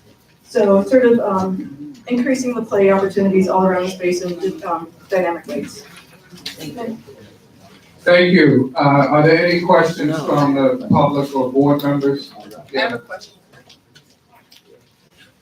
Hi, will there be a dog run? What's your name? Jamelis with Board. Thank you. Will there be a dog run? Yeah, the project is solely for the playground, and the permanent fencing that we've installed here is doing two things: keeping kids in the space and keeping others outside the space. So there's no dog run as part of this playground project. Hi, Simone Pratt. I had a question about the swings. Will they be for older ages, or are they just toddler swings that we see here? Swings take a significant amount of space. So this being on the smaller side, there are it's an 8-foot swing with bucket seats and an accessible seat. Okay, so just bucket and accessible, no swings for older children. It would take the complete site. Over here, Flo. Okay. Good evening, Matthews. I'm sorry if I missed this, but what are the materials that we utilize for the up-over improves, et cetera? It's been known that especially during the summertime, it's very hot, those signs have a tendency to get hot enough to provide third, second-degree burns on little kids' skins. Even the adults will try to squeeze them. What do you say? So the slides are facing north, and it's a heavily canopied site, so it's largely shaded. So that helps with the heat gain on materials. There's standard park materials. The safety service is light colored, less heat gain. The slides face north, less heat gain. So. Can you guys start? What's your name? Reginald Sweeney. I will be on the call. Can you think about the height? Because in my park, and I look at those apparatus, a lot of the times it's too high for them. So are you guys gonna identify the age? But when you go to Coney Island, certain kids can't get on certain rides. We had a kid fall, and those 3 feet drops, those are injuries. And the last thing, is all these old parks, are they out for bid? Because I met you before, and I was trying to bid on one of the projects. Are they out, or they just come down the line? So one, the height, and maybe you wanna think about putting the height, like when you go and they may be too big, they may be too small, but they can definitely get hurt, because we have a kid that got hurt in our park. Thanks. Right. Yeah, so I think in this particular rendering, this appears exaggerated, but that's 18 inches for the top kids. And then the back one, the rammed unit goes up to 3 feet. So this one that is intended for 2 to 5-year-old kids, where they're able to easily access via the ramp, is up to 3 feet. And then the one that's more challenging is up to 5 feet. So you wouldn't let a 3-year-old or 4-year-old play on this apparatus? And he's got parks, the last 2 parks that you just showed, are they designated? Talking to Mike, please. So the last 2 parks that I just seen, are they designated from 1 to 8? Because on our park, it says 5 to 12, and it's an issue. So any kind of, I'm Chris Andoli, I work for the borough for capital projects and parks. So any play equipment that's in a park is labeled, recommended age, so either 2 to 5 or 5 to 12. And all that really is, according to the standard, is a recommendation. So it's really on the guardians in the park to sort of police that. I mean, but the equipment is designed for that specific age. And then like Trish was mentioning, so under the equipment, and it's really come a long way, the safety surface that we're putting now, is rubberized and it can absorb a certain amount of shock, fall height. So really, when we're designing any sort of play equipment, we're considering fall height more than anything. Okay, I think we have two questions over here. Public, Saratoga Park is my. What's your name? Leah Asha. All of the majority of the grass on the playground side of the park is dead. I imagine in part because of the trees, maybe. Is there a budget in this project to increase the green space and grass? I see the turf, I'm just curious, will this just increase grass artificial or otherwise, or will you be planting grass on that side of the park? We'll be restoring the lawn as it gets disturbed by the construction of the site. As I understood it, from the prior meetings, that site plans were important here, and the planting was kept at a minimum for that purpose. So no grass. Grass as we disturb it for construction. So we'll restore the grass as it gets to the play space. Okay, we have another question from the public. Rob said community resident. Not only in this park, but in generally parks in and around our neighborhood, there seems to be a lack of facilities for adult physical activity. Chin-up bars, pull-up bars, they seem to be available in the neighborhoods. This is a public health issue. This is, we could go down the list. None of that appears in any of the parks in our neighborhood. Why is that? Sure, if that's helpful. I don't know offhand. I mean, Talking to the mic, please. Thank you. I don't know offhand how many parks in the community board have adult fitness. I could say that over the last few years, it has become a priority of the city and of the agency. We are building it in almost every new park where we have the funding and the space. This one, because of the constraints of the space, it being a legacy park and the tree canopy, we really can just build a children's playground. But it's designed into a lot of the new parks. I can come maybe to the next meeting with a list of where we built them in the community board, but I could say with certainty that we've definitely have new parks in CB3 that have adult fitness equipment, and anytime we're building new parks, it's on the top of the list. Any other questions from the public or board members? Okay, if not, this public. May I say something? Sure. Okay, so, excuse me, the gentleman that just asked about adult I was Dr. areas. Robert Smith. Dr. Smith. Robert Smith. Dr. Robert Smith. So we are going to take that at the next meeting. So you are invited to attend. It's November. Okay, thank you. The first Wednesday in November. Okay, thank you. That public hearing is closed. We're gonna move to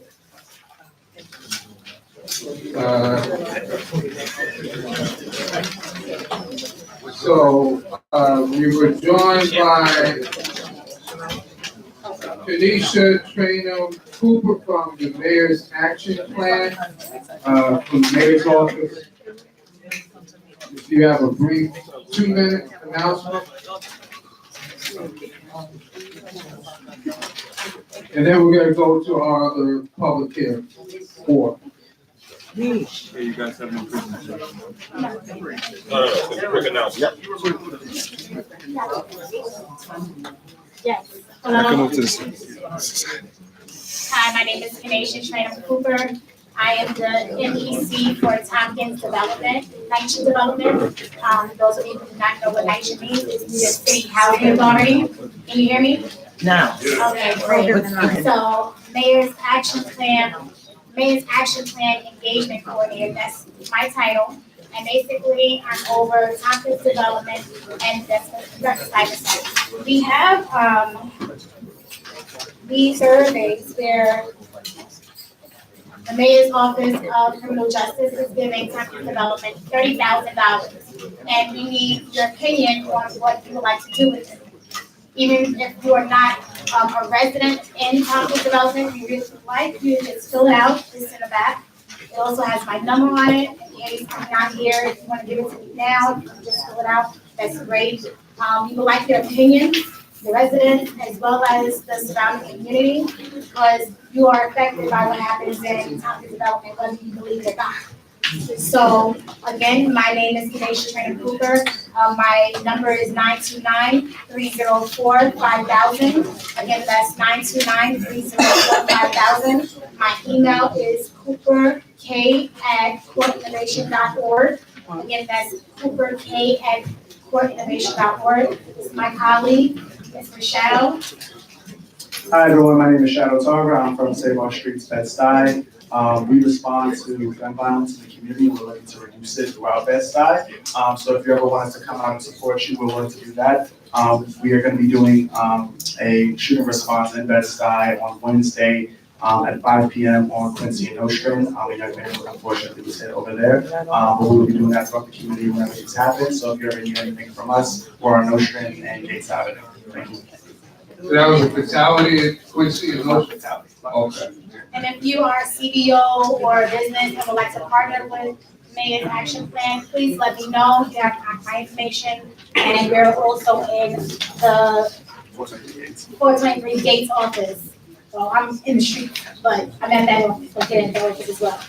Okay? Thank you. Thank you. So we're gonna move on. Thank you very much. Let's Save Our Streets.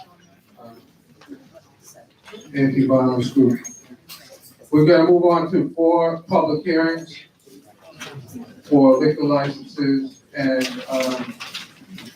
the introduction is gonna be given by the second vice chair, Mr. Keith. Co-chair, Mr. Keith Paul. Good evening, everybody. How are you? We have 4 requests for liquor license presentations that will be going on today. Our first one is by Blair Liquid Assets. The presentation will be given by William Howard Blair. Are you here, William Howard Blair? Going once? Going twice? And we move on.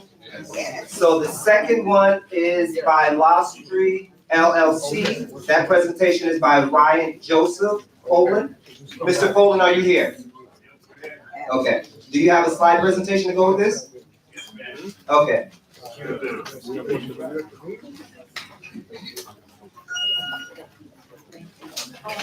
Okay.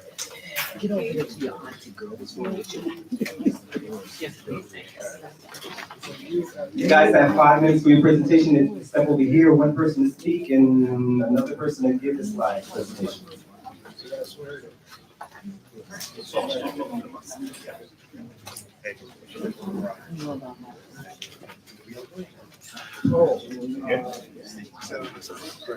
Good evening, thank you. We are Wall Street LLC partnership. We recently signed a lease at 748 Myrtle Avenue, which is between Nostrand Avenue and Sanford. It's a relatively short block. That's actually the space there. It's the old Brooklyn Stoops, which was around for several years and closed the last year and a half, I believe. It's a very diverse commercial corridor. Laundromat on the block, another bar, bodega, there's a tile and stone yard across the street, which one of the 2 business letters, local business letters that we needed for this process. The 2 gentlemen that own that restaurant were nice enough to do a letter for us. So who are we? The 3 of us.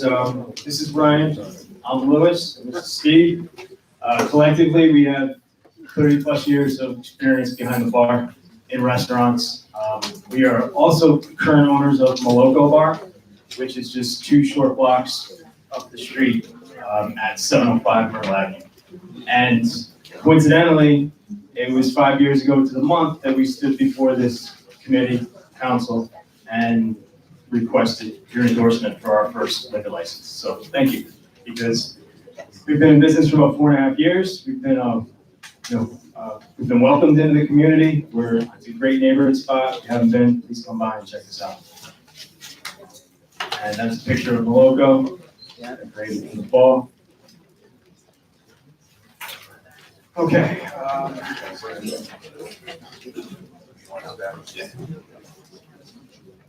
So what's our plan with 748 Myrtle? Similar to what we're doing, neighborhood bar, neighborhood establishment. A bigger difference from what Moloko does currently to what we're gonna do at 748. Food is just gonna be much lighter. We have a wide selection of beverages, but it's gonna be mostly like finger foods, stuff that can easily be shared, that can come out and be in front of customers quickly. The hours we're hoping to operate are Sunday through Thursday, 5 p.m. to 2 a.m. And then Friday and Saturday, we would like to do 5 p.m. to 4 a.m. Staffing. It's kind of become a philosophy for us for a number of reasons, but with Moloko, we probably have about 20 employees, including ourselves, give or take. We love to hire locally, which makes a lot of sense in terms of just getting to work. People that are closer seem to be more reliable. They connect with the people that come into our establishment. So we're going to continue that trend with the new spot. Security, obviously very important. Again, we're going to do the same thing we do with Moloko. We have a state-of-the-art camera system, which unfortunately from time to time, things don't happen within us, but the local precinct does come and use our cameras. We have good cameras and they can see things in front of our storefront very easily. And then as well, our front of house staff will be tip certified, which is certification to deal with people who are drinking, to not overserve people, and when people do get drunk, to handle them appropriately.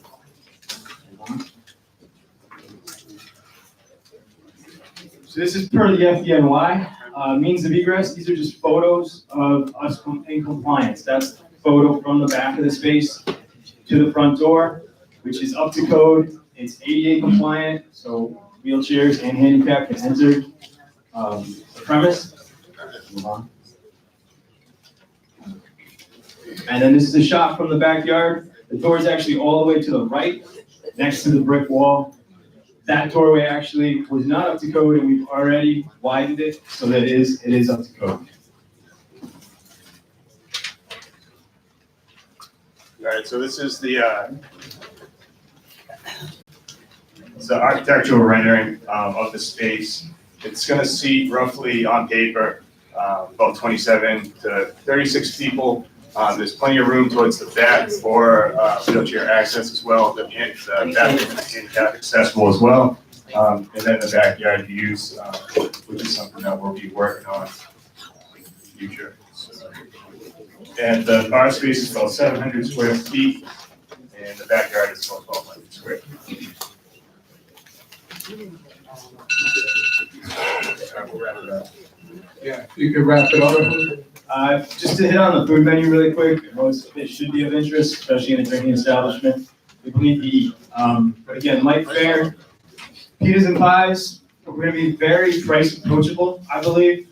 You see $5 to $8 price range for pitas and pies. Salads and dips like hummus, $6 to $7. And then snacks and bites, which is a little bit more random, but pretzels, peanuts, and so forth. And then these are just some pictures of stuff that we plan to offer.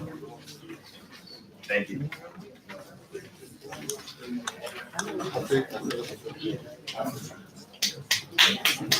Okay, we're finished with the presentation, so we'll take questions from public and board members.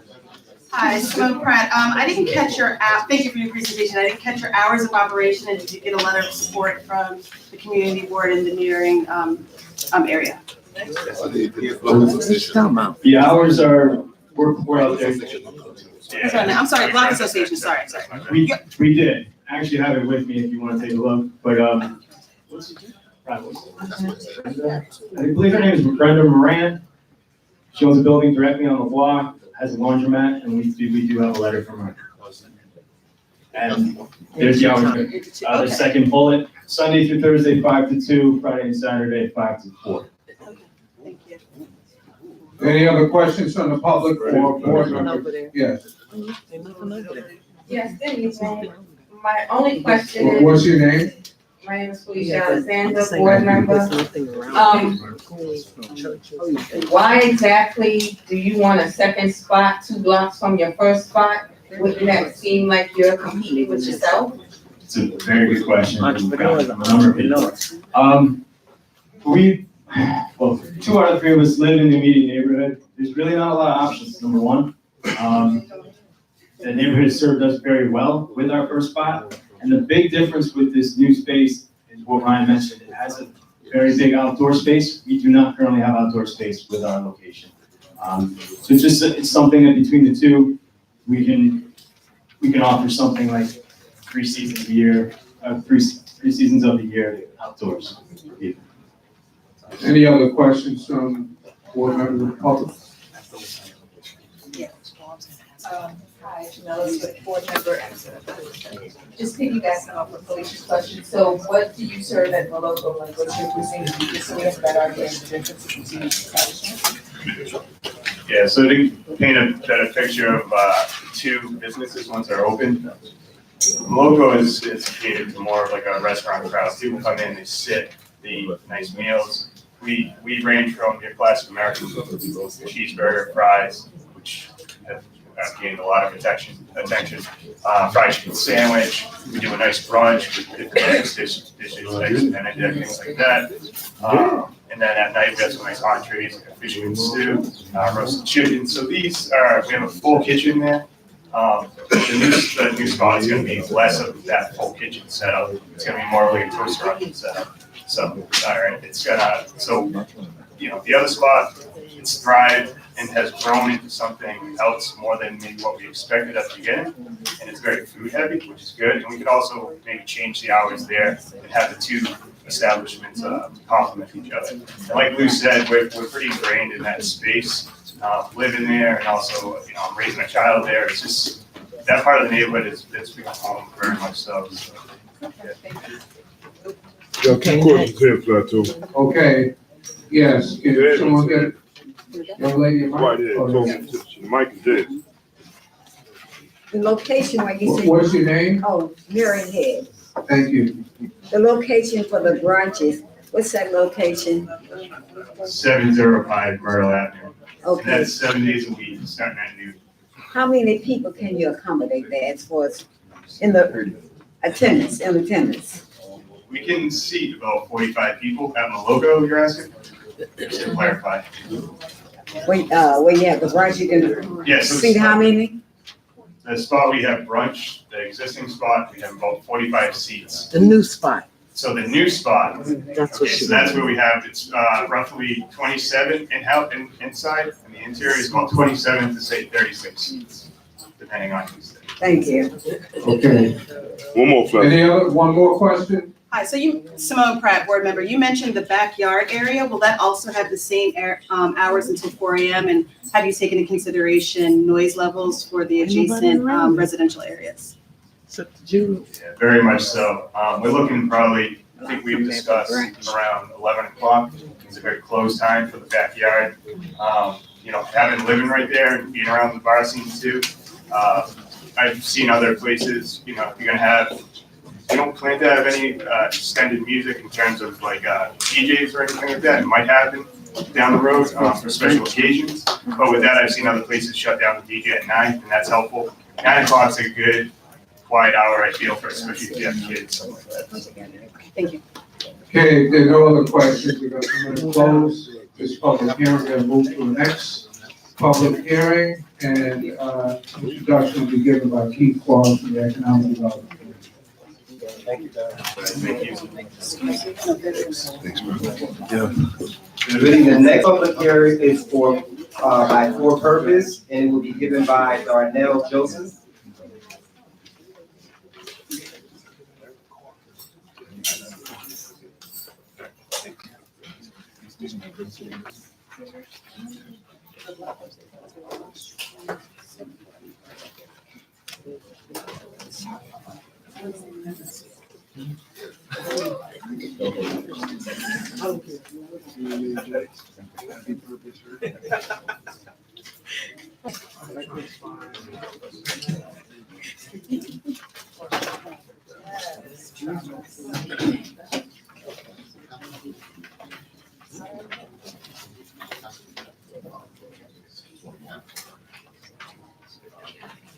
All right, hello, good night. My name is Darnell Joseph. We are For Purpose, for partners.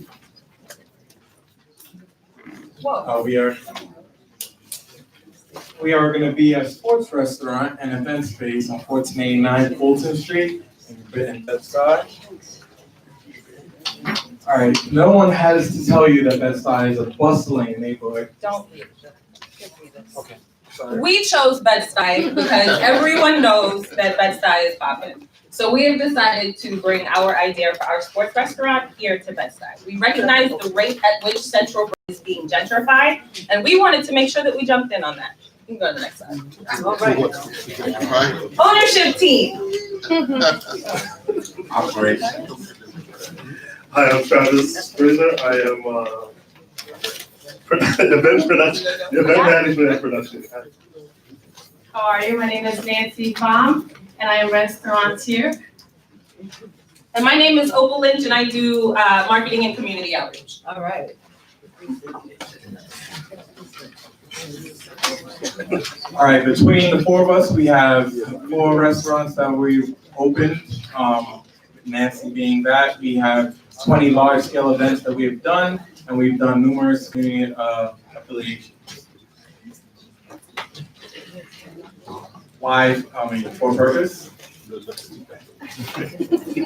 are 4 of us, but really we decided that we wanted to come together and launch a business that wasn't just about making money, but was also about touching people's lives in a way.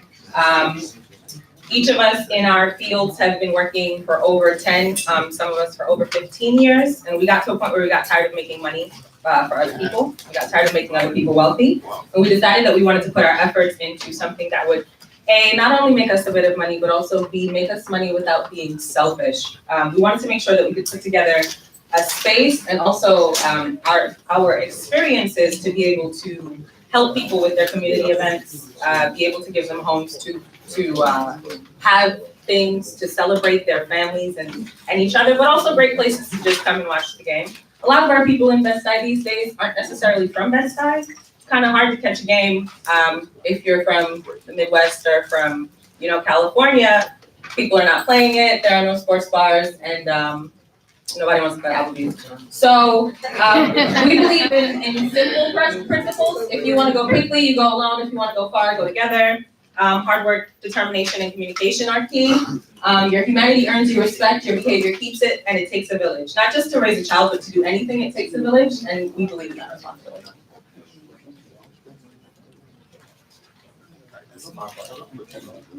Welcome to the mic. Yeah, this is my part. All right, this is gonna be the basement. We're gonna have a walk-in box in the basement. We have 2 forms of egress. This is gonna be the front of Fulton.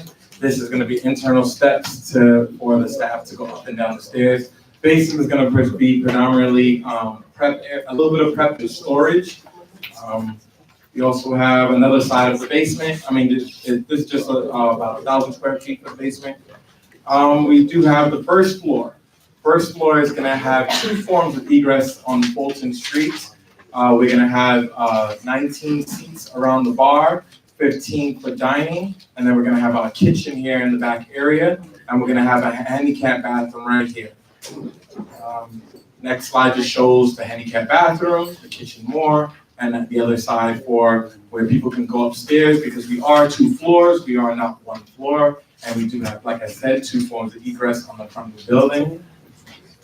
This is the second floor. Second floor will be used for private events as well as overflow for the first floor for large sporting events such as football events, basketball events, local events like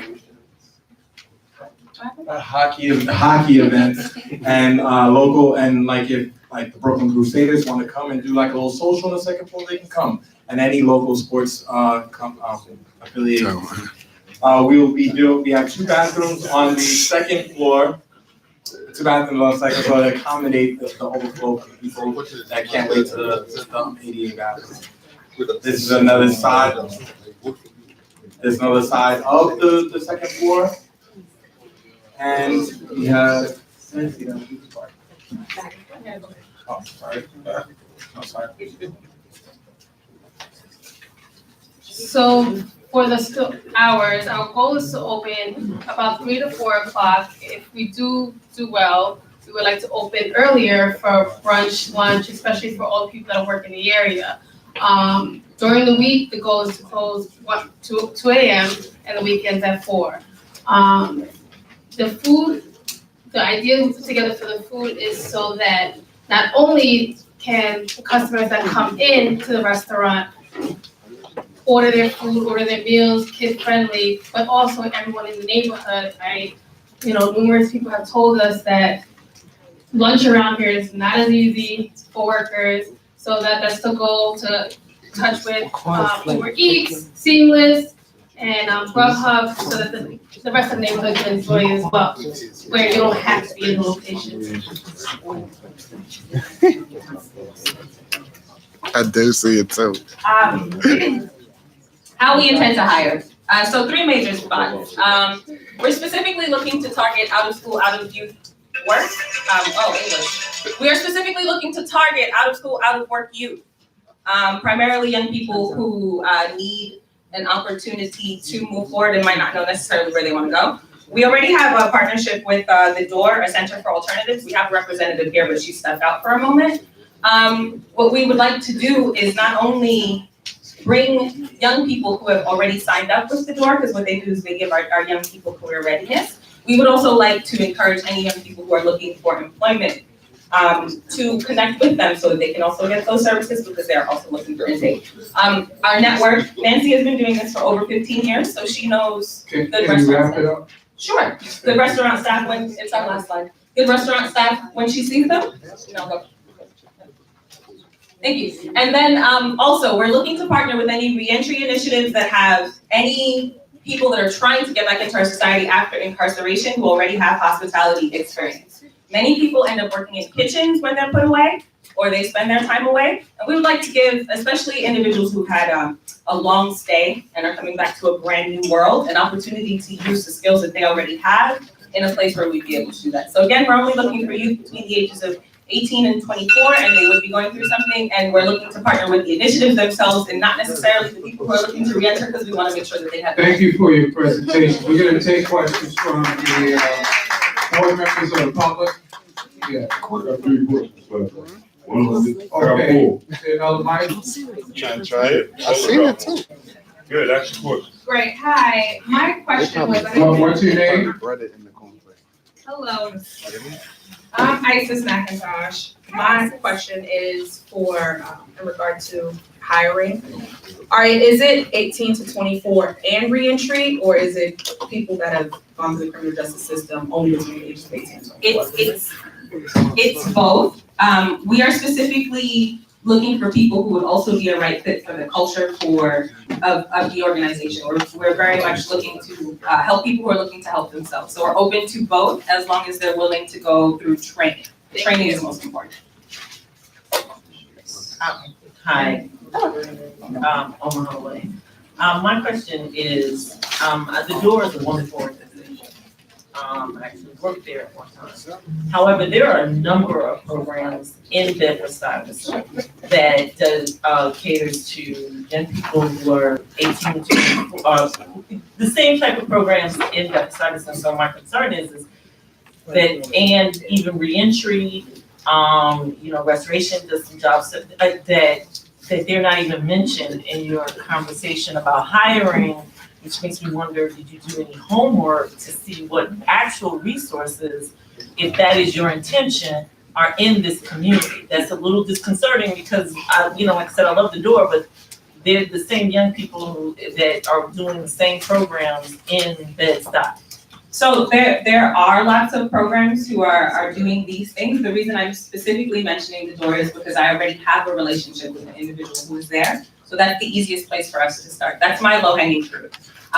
We are more than open to working with anyone who is looking to place their young people with us. I specifically said that I would give you the God's honest truth because my roommate works there, and she and I have been speaking specifically about how we can get some more youth into this area and fill that out. So I understand what you're saying. We're open to it. I'm not adverse, but there are many, many organizations. I've worked with the Community Center of New York. I've worked with the Community Service Society of New York, I have worked with the YM, the YWCA, the UFT, and so I have a number of connections amongst these groups, but specifically I was dealing with her because that's the conversation we were having recently. No, I just understand what I just said, that is your intention in this community. There is very important that I think you connect with the same group. Absolutely. And know who they are in this community. Absolutely. Okay, we have a question up here. Debbie Matthews, board member. I notice you have seating for 40 people on the second floor. How many exits do you have in case of an emergency? We have, if I go back to the slide, for one.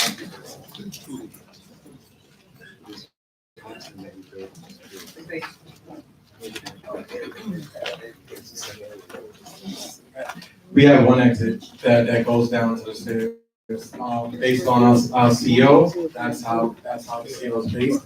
40 people could be on the second floor. So we have one primary exit. Our building butts up to the other building on the back, so the only exits we have are in the front, which we have 2 exits. One for the first floor, and one for the second floor. No fire escapes. No fire escapes. No backyard? No backyard, no backyard. Because of how the property behind it is. They're required. We have 2 exits for the entire building. We only have 1 exit from the second and we have. Talk to the mic, please. One question here. Hate to keep beating it. What's your name? Is Doug Williams, board member. Hate to keep, beating the dead horse, but would you hire a vet? Yes. Yes, we would. We're not exclusionary in our hiring. We're Okay. inclusive. We have a question over here. Hi, Dave Matthews, just a comment actually more so, and I can say what others may not be able to say. I remember, our Economic Solutions Center that offers job training and resource support. And there's also My Base at Bridge Street that creates programs specifically for adolescents and young adults and their job support. So I can say what other folks are not able to say. And so those are 2 primary resources that are in walking distance of your new establishment Fantastic. that Can I I speak support. to you a bit about that? Well, just to follow up on that, we do have a letter of support from the BID, El Jefe, Brickstone, and Allstate. So we have been in talks with Medina Sadiq as the BID in regards to a lot of the organizations. Fantastic. Just as it relates to individuals who are interested in hiring, there are great young people at most in business. Thank you. I'll Hey, ma'am. Just to add. Board member. Okay, yes. Yes, good evening. My name is Felicia Alexander, board member. So how much seating is the combined floors for a total party or event? How many seats, events potentially hold? And 2, how would we go about renting the space? And is the space going to be affordable, or is it going to be like, oh, we want $2,000 for 4 hours? So like, how is it going to be? Well, because we're still in building phases, we don't have a comfortable figure that I'd like to give you, but it will be available for renting. That's kind of how the space has been designed, where the second floor is naturally seating for guests who are coming to dine and do all those things, but it's also has the ability to be transformed into a private space where one space can run while the other one has a private space, or you have an option to do both. So the capacity would be 74. The goal in the business, I've worked in numerous event spaces in Brooklyn, Le Petit Cafe, SRB, El Viejo Yayos, and I don't really like the whole charging a fee to rent a space. I'm more like, let us cater to you per person, package deals, drinks, food, where it suits both us to pay the bills and for you guys to throw your event, but not only throw your event, enjoy your event so that your guests will go and come to us and book the next event. So our goal is package deals and hopefully don't have to do the rental fees. Okay, we got another question from the public. My name is Myrtle Short. I'm a high school educator and I work with young people, helping them to get ready for jobs and also to relate to the community in terms of how to communicate with public. I'm losing my words right now, but I'll find it. I heard about the resources that's available in this community. Apparently, the word needs to get out because I'm working with the young people that I work with I work in Bensonhurst, and my young people come from Bushwick and Ma'am, do you have a New York. question? I'm commenting about me being so impressed with this group and what they're about to offer, that I hear that there's room for me to grab to get my young people into. When I train them and had to help them to build a resume. Ma'am, do you and have a get question? training. No, I'm making a comment to the group that I'm impressed with what they have and I'm willing to work with them to give my young people something to go to. Thank you. Thank you. That's it. Next. Yeah, any other questions from public, board members? Okay, thank you very much for your presentation. Thank you guys for your time. We have a final hearing, final presentation, for liquor license introduced by people. Good evening. The next presentation is from Trad Room, and it will be given by Kimberly Summer. Okay. Good evening, everyone. My name is Maria Young, and my husband, Tasmi Siam, as owner, is here, and also one of our best friends, and also he works with us. His name is Max. Max is right next to me. So I'm waiting for my presentation to come.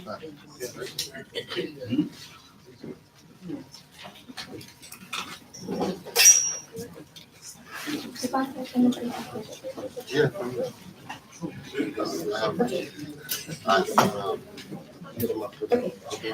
please allow me to present our restaurant name is Trad Room. It's a fully open restaurant and cafe right now. And here is the name of the facility. Here is my husband. Please. Okay, so our restaurant is family operated. It has been open since June 9th, 2018. And being part of this community has been really, really good to us. And thank you for letting us to have the opportunity to celebrate many happy moments like birthdays, baby showers, wedding anniversaries. Without our neighbors, we couldn't survive. So thank you for your support. Okay. So now the location is 268 Malcolm X Boulevard. It's between Hosey and Macon Street. It's in front of the bus stop B46.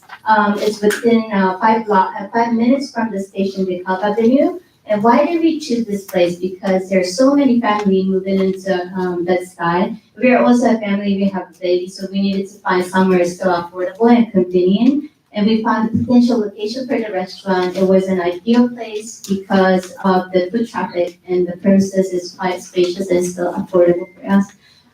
There is a daycare, supermarkets, and delis. We're offering coffee, tea, freshly baked goods, and classic American breakfast like sausage, bacon, and muffin. Japanese food items still available, such as like organic brown rice bowls and fish. Our operation hour is now 9 a.m. till 11 a.m. Okay, what kind of food we have? So we have American food twisted with Japanese ingredients. We have Angus steak with soy sauce and Caesar salad with yuzu. Yuzu is like a Japanese citrus dressing, and also fried chicken, but we twisted like Japanese. It's a little more bite-sized. Also we have a ramen noodle for seasonal menu. Also fried shrimp like tempura we have.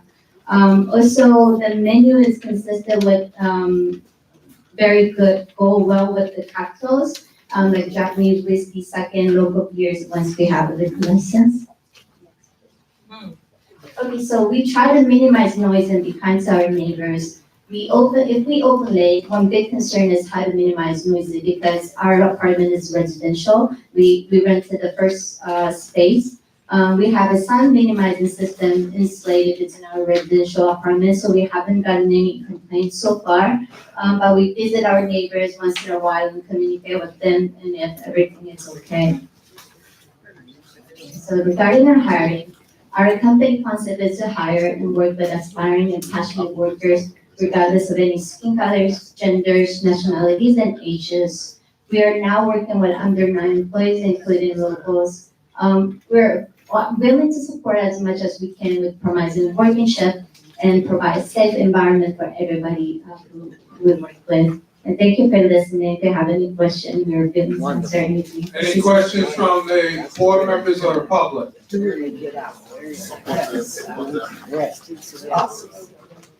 Okay, there are no questions? Got one right here, Okay.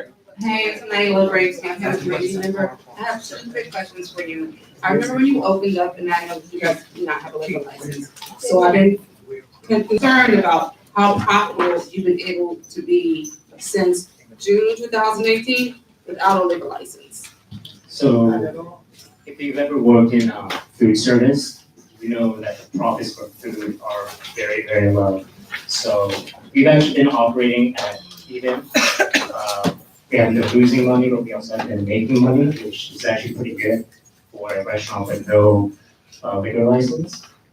So right now we're operating even, but we're hoping that with liquor sales that we can drastically increase that and hopefully hire more employees and provide better service and better food. How long have you been open? Or over. Any other questions? And then my second question quickly, do you guys live in the community and do you circulate money within the community? As you get this liquor license, you're gonna get a lot of more money. And a lot of us own businesses in the community and would love for you to spend your money with us or donate to community organizations. Oh, we have donated. So circulate your money. I'm sorry? Circulate your money, go to the farm. You're right, you gotta get that. Gotta get that, you don't live here. They do live here. Oh, they do live here, okay. We do live in the community. Okay, good, community support. Okay, any other questions? No. Okay, if not, I'm gonna close the public hearing. I think the Economic Development Committee is gonna caucus in the room back there. Mr. Forrest and members of the Economic Development Committee will caucus. So, and if anyone has not completed a survey regarding the budget, we have Mr. Buceret in the back. You can please pass your surveys to Mr. Buceret or TJ Wilson. Okay, so we have, we're gonna move on to our community announcements. We have, Isis McIntosh from the Trees, Assembly member of the Trees Walker's office, to be followed by Oma Holloway for Digital Girl, to be followed by Naila Mans from the Macon Library. Hi, everyone. My name is Isis McIntosh. I just I am Chief of Staff to Assemblywoman Latrice Walker, and I'm happy to say that recently moved into Community Ward 3. I was a longtime resident of Community Ward 16, but now I'm Community Ward 3. Thank you, appreciate it. And so essentially, I did want to share two things with you all from the office. On October 22nd at 5:30 p.m., I know that we have a lot of businesses in the community that could be considered minority-owned or woman-owned and do not have their MWBE status either on the city level or either on the state level, because there are two different certifications.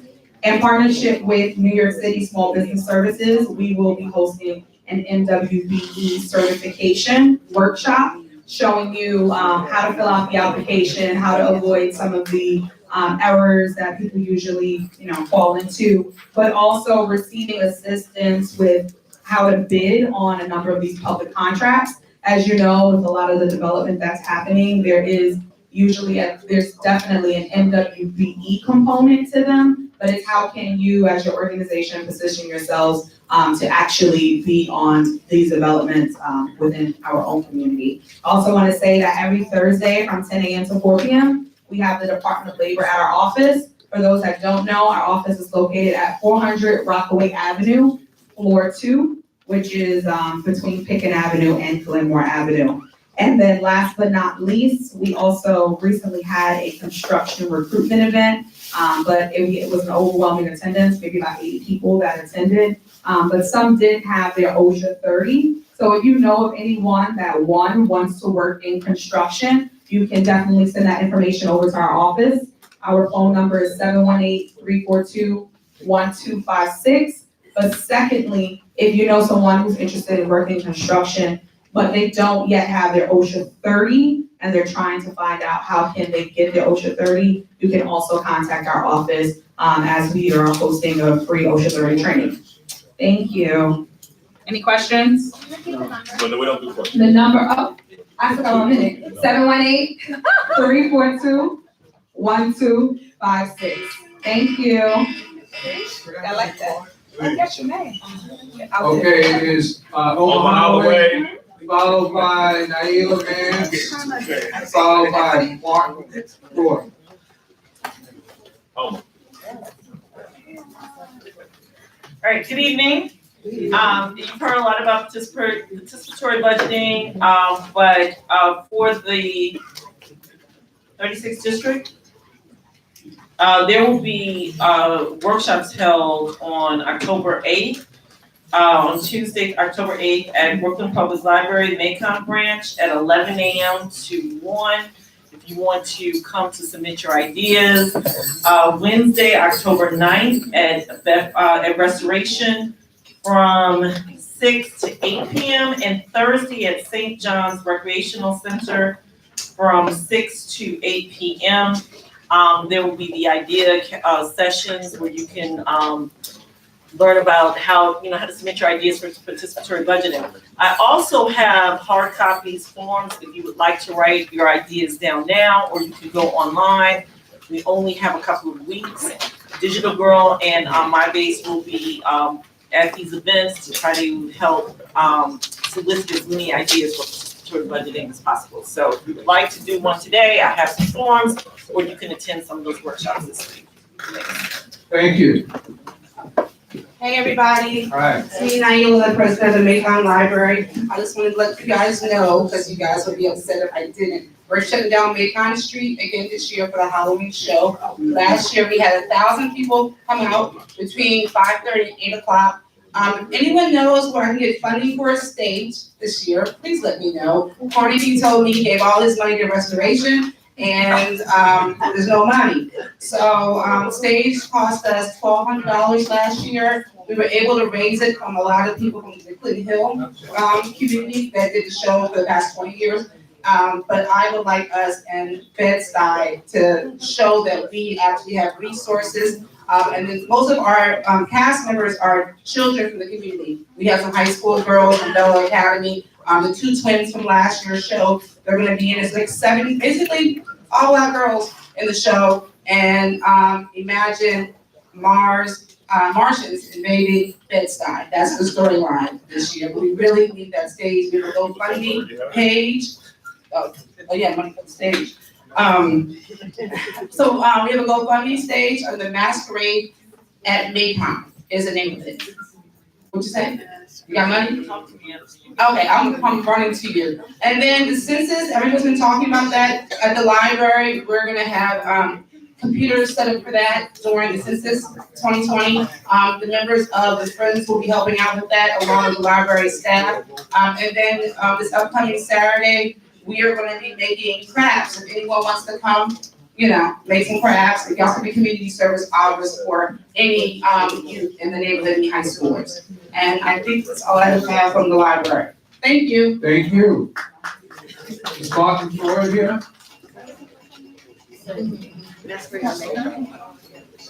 So good evening, I'm here to represent Breaking Ground. We have currently homeless people who live on the street in housing. So I'm kind of here to ask you guys to help us identify people in the neighborhood to use our services. So when we try to identify clients for you guys calling 301, then we send a team out to talk to them. And hopefully over time, it's a long process. We'll have to, get several services, medical services, then get site services. We help them, get housing eventually, hopefully. So it's kind of like up to you guys to help us identify the clients in the neighborhood, because it's not always really apparent who is homeless and who is not. So all it takes is a 2-1 call, either through the phone, or you can also just do it via the app. It can also be anonymous, no one has known if you guys called. The more you guys call, the more we get aware of a client. And it's very helpful for us to kind of like, get the ball rolling to get that side, hopefully, before, yeah, thank you so much. Name your organization It's and your Breaking name. Ground. Breaking Ground Martin Foyle. and your contact information. Oh, that car's outside actually the table, and best thing to do is just call 311 and just reach out. So and you say- help get people off the street? Correct. Okay. Breaking Ground has a contract with the Department of Homeless Services. They're the organization that you call 311 and you report somebody's homeless or suffering, whatever, the Breaking Ground is the organization that will come out and respond to the 311 call. They have a contract with DHS. And getting to a shelter if they would like to a drop-in center, or perhaps working them with them ourselves if they wanted to take advantage of the services. Thank you very much. Thank you, Right Mr. before the roll call, I think Mr. Butler had a very brief announcement.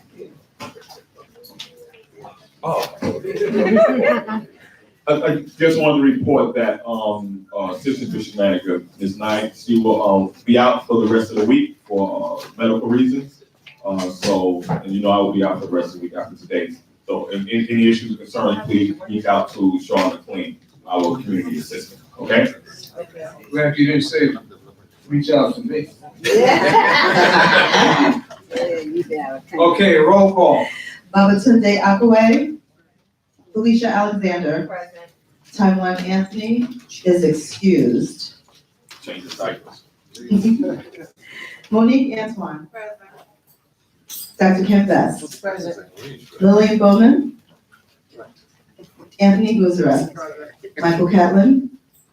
Vanessa Clark. Present. Ivy Gamble Cobb is excused. Evelyn Collier. Pastor Gwendolyn Dingle. Taina Evans. Mark Patel. He is still here, right? Yes. Mark. He's crossing, right? Okay. Richard Plateau. Yeah. Is he? He left? Oh, he's sick. Left. Thank you. Sharon Forbes. Keith Morris. Greg Glasgow. He left? Thank you. Sheila Greenfeld. Mary Jamison Head. Abby Robinson Hobson. Oma Holloway. Everett Hughes. Victor Iro. Edna Johnson. Here. Keisha Jerryman. Dr. Curly Johnson. Dr. Deborah Lamb. Lisa Lewis. Here. Mary Little. Dionisio Liz. Hardy Joe Long. Debbie Matthews. Kenneth Abuno. Present, yeah. Ellen Miller. Here. Melissa Plowder Norman. Present. Satina Payton. Present. C. Doris Penn. Here. Simone Pratt. I'm here. Karen Rao. Present. Kellen Richburg. Present. Wendy Robinson. Here. Stacy Rutland. Here. Suzette Shepherd. Here. Jamela Swift. Here. Chinyalu Udell. Alicia Walton. Reverend Dr. Robert Boardman. Doug Williams. Here. TJ Wilson. Here. Okay, while secretaries. To the mic, please.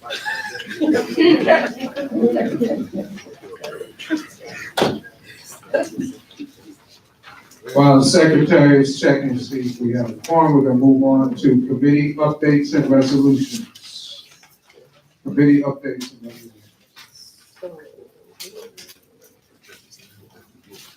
Good evening. So I am vice chair of the Sanitation, Transportation, and Environment Committee. Our meeting is tomorrow night, 6:30. We will be having a representative from sanitation. And also, if you want to come and discuss your budget ideas for capital expense, come to our meeting tomorrow. We will have that on the agenda. Also, to my board members, you should have a paper that is a bylaw amendment. So as per our bylaws, to amend the bylaws, one, it has to be presented, and then the next month, you can vote on it. So at the last executive meeting, it was, discussed, why do we do elections every single year? Why don't we do elections every other year as other community boards do? So this amendment is to amend our bylaws to make it a 2-year term for board members voted in. So Mr. Plateau, Taiwan, me, whatever, whoever you vote for will be in their position for 2 years instead of 1 year. Stacy. Okay, I didn't mention Miss Doris Pin, okay, that's the whole executive board. Well, because we also this month have to make the nominating committee, so this is something to think about. Okay, thank you. Are there any other committee updates?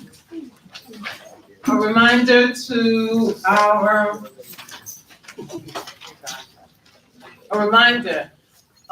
budgets are due to both Anthony and I, well, to me, on Friday. Budget information is due to me on Friday. The drop down time, the last day is the 18th, but we don't wanna be stretched to the 18th, do we? Okay, so we're gonna do it for Friday, okay? All right, and that's my budget hat. Now, my parks hat, we already had our October meeting. We meet the first Wednesday of every month from September to June. But for the November meeting, there were questions that we are going to address at our November meeting.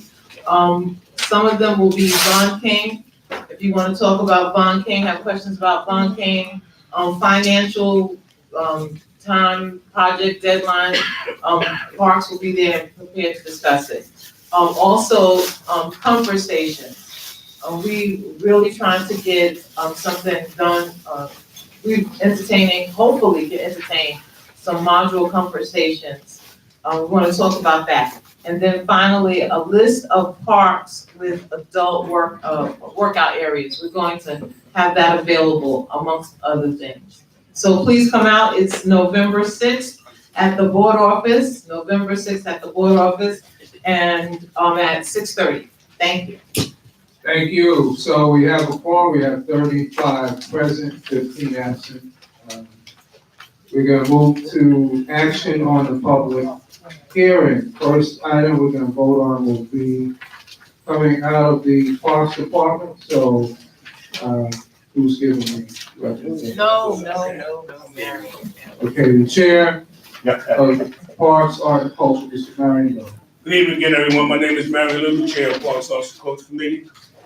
First, I just want to let you know that every time the Parks Department comes to our committee and addressing the park issue of renovations, our number one question we always entertain and always ask is comfort stations. Right. I've been adamant about comfort stations since I've been serving on the board.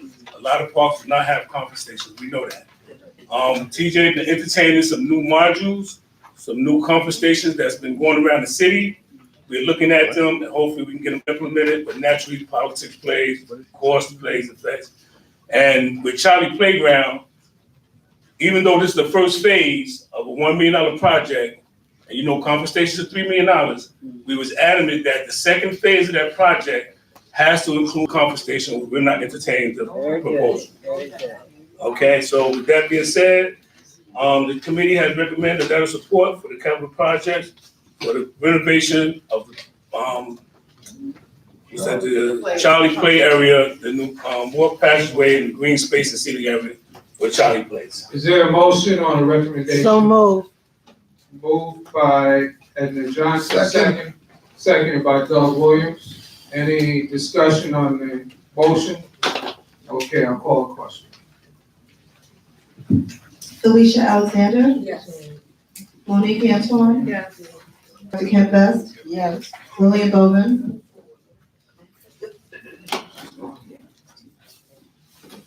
Anthony Buzarek? Michael Catlin? Yes. Vanessa Clark? Yes. Evelyn Collier? Yes. Pastor Gwendolyn Dingle? Taina Evans? Yes. Richard Plateau? Yes. Sharon Forbes? Yes. Keith Forrest? Yeah. Shea Greenfield? Yes. Mary Jamison Head? Yes. Oma Holloway? Yes. Edna Johnson? Lisa Lewis, Yes. Marion Latour, Yes. Hardy Joe Long. I'm sorry, Hardy Joe Long. Yeah. W. Matthews, Yes. Kenneth Capuno, Yes. Ellen Miller, Yes. Melissa Prada Norman, Yes. Satina Payton, Yes. C. Doris Penn, Simone Pratt, Yes. Karen Rao, Yes. Carolyn Richburg, Yes. Wendy Robinson, Yes. It's almost 2 o'clock, 5 minutes to pay. Stacy Ruffin, yes, Suzette Shepherd, Yes. Jamila Swift, Yes. Reverend Dr. Robert Waterman, Doug Williams, Yes. TJ Wilson. Yes. Thank you. Too cluttered. Too cluttered. Okay, the next, action we have to vote on will be on Saratoga Park Playground. The recommendation is going to be given by the chair of the Parks, excuse me, Parks, Art and Culture Committee, Mr. And, in regards to Saratoga Park, years ago, there was discussion about, dog run at Saratoga Park. We did a survey, and this goes back years ago, we did a survey of the park. We did not find adequate space to host a dog run there. Back then, it cost $200,000. For some reason, it costs $2 million now for a dog run, and the Parks Department is not entertaining removing any trees. So right now, they would not entertain any dog run at Saratoga Park. We support the committee has recommended their support for the upgrade renovations of the children play area and address the plumbing issues at Saratoga Park. Okay, you heard the recommendation from, Mr. Little to, provide a letter of support regarding the renovations at Saratoga Park. Is there a motion on the recommendation? So moved. Moved by Edwin Johnson, second by Doug Williams. Any discussion on the motion? Okay, I'll call the question, we'll take the vote. Felicia Alexander, Yes. Monique Antoine, Dr. Kim Best, Yes. Anthony Buzarek, Michael Catlin, Yes. Vanessa Clark, Yes. Evelyn Collier, Yes. Pastor Gwendolyn Dingle, Yes. Taina Evans, Yes. Richard Plateau, Yes. Sharon Forbes, Yes. Keith Forrest, Yes. Shea Greenfield, Yes. Mary Jamison Head, Yes. Oma Holloway, Yes. Edmund Johnson, Lisa Lewis, Yes. Marion Little, Yes. Hardy Joe Long, Yes. W. Matthews, Yes. Kenneth Capuno, Yes. Ellen Miller, Yes. Melissa Plowder Norman, Yes. Satina Payton, Yes. C. Doris Penn, Doris. C. Doris Penn. Thank you. Simone Pratt, Yes. Karen Rao, Yes. Carolyn Richburg, Yes. Wendy Robinson, Yes. Stacy Ruffin, yes. Suzette Shepherd, Yes. Jamila Swift, Yes. Reverend Dr. Robert Waterman, Yes. Doug Williams, Yes. and TJ Wilson. Yes. Okay, we're gonna move to our next, action on the public hearing, so, Mr. Keith Forrest, if you can give a recommendation on behalf of the Economic Development Committee. And are you doing Blair Liquid Assets also? They were the show.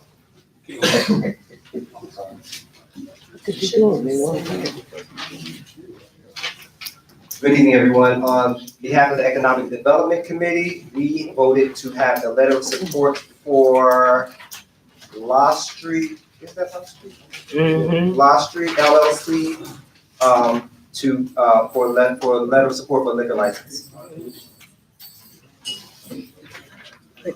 Okay, you heard the recommendation from Mr. Forrest for a letter of support for Law Street LLC. Is there, Law Street is located at 748 Myrtle Avenue between Ocean Avenue and Sanford Street. okay, is there a motion on the recommendation moved by Doug Williams, seconded by Edmund Johnson? Any discussion on the motion? No. Okay, call the question, have a vote. Felicia Alexander, No. Monique Antoine, Dr. Kim Best, Yes. Anthony Buzarek, Yes. Michael Catlin, No. Vanessa Clark, Yes. Evelyn Collier, Yes. Pastor Gwendolyn Dingle, No. Taina Evans, Yes. Richard Plateau, Yes. Sharon Forbes, Yes. Keith Forrest, Yep. Sheila Greenfield, Yes. Mary Jamison Head, No. Oma Holloway, Edna Johnson, Yes. Lisa Lewis, No. Mary Little, Yes. Hardy Joe Long, No. Debbie Matthews, Yes. Kenneth Embuno, Yes. Ellen Miller, Yes. Melissa Plata Norman, Yes. Satina Payton, No. C. Doris Penn, No. Simone Pratt, Yes. Karen Rao, Yes. Carolyn Richburg, Yes. Wendy Robinson, Yes. Stacy Ruffin, yes. Suzette Shepherd, Yes. Jamila Swift, Yes. Reverend Dr. Robert Waterman, No. Doug Williams, Yes. TJ Wilson. No. Gonna move to our next, action on the public hearing on for purpose. Recommendation is gonna be given by Keith Forrest from the Economic Development. The Economic Development Committee voted for a letter of support for purpose located at 1489 14th Street between Kingston Avenue and Tompkins Avenue. Okay, is there a, motion on the recommendation given by Mr. Forrest, moved by Doug Williams, seconded by Edwin Johnson? Any discussion on the motion?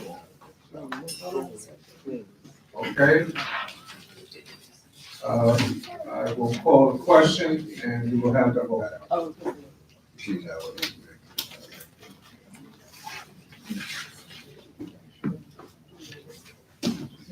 Felicia?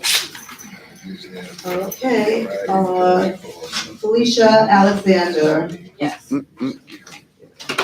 Dr. Kim Best, Yes. I'm sorry. Monique Antoine, Yes. sorry about that, Monique. Dr. Kim Best, Yes. Anthony Guzera, Michael Catlin, Yes. Vanessa Clark, Yes. Evelyn Collier, Yes. Pastor Gwendolyn Dingle, No.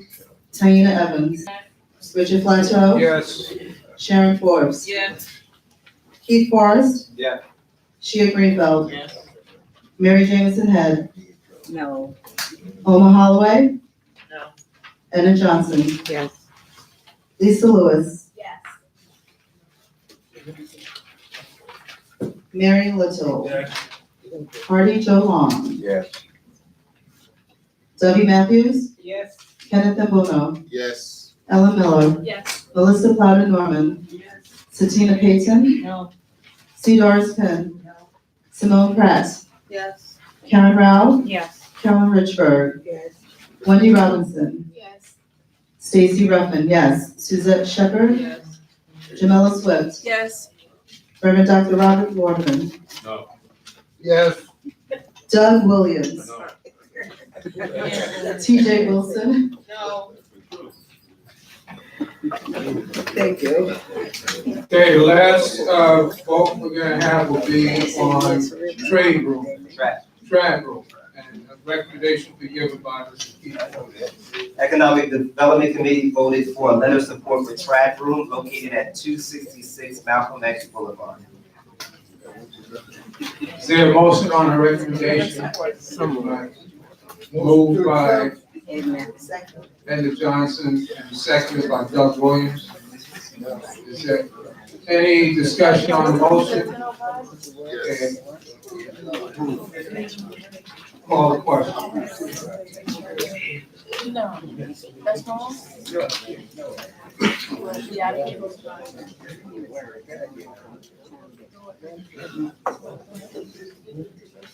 This is for the tribal. Okay, Felicia Alexander? No? Monique Antoine? Yes, Monique? Thank you. Dr. Kim Best? Yes. Anthony Guzera? Michael Catlin? Yes. Vanessa Clark? Yes. Evelyn Collier? Pastor Gwendolyn Dingle? Taina Evans? Richard Plateau? Yes. Sharon Forbes? Keith Forrest? Yes. Sheila Greenfield? Mary Jamison Head? Mary Jameson Head, No. Omar Holloway, No. Everett Hughes. I'm sorry, he's not here, sorry about that. Edna Johnson, Yes. Lisa Lewis, Mary Little, Cardi Joe Vaughn, No. Zoe Matthews, Kenneth Mbono, Yes, Helen Miller, Yes. Melissa Cloud Norman, Satina Payton, No. C. Doris Penn, Simone Pratt, Yes. Karen Rao, Yes. Carolyn Richburg, Yes. Wendy Robinson, Yes. Stacy Ruffin, yes, Suzette Shepherd, Jamila Swift, Yes. Reverend Dr. Robert Workman, Doug Williams, Yes. T.J. Wilson. No. Okay, I'm gonna move to, chairperson's report while we're tabulating the votes. It's gonna be very short.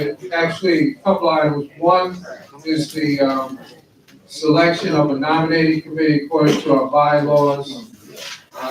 We're supposed to name a nominating committee at the October meeting, and, the chair of the board selects the chair of the committee, and then the board is going to, select 6 other members. So there are gonna be 7 members of the nominating committee. So, to chair the committee, I have selected Karen Rao.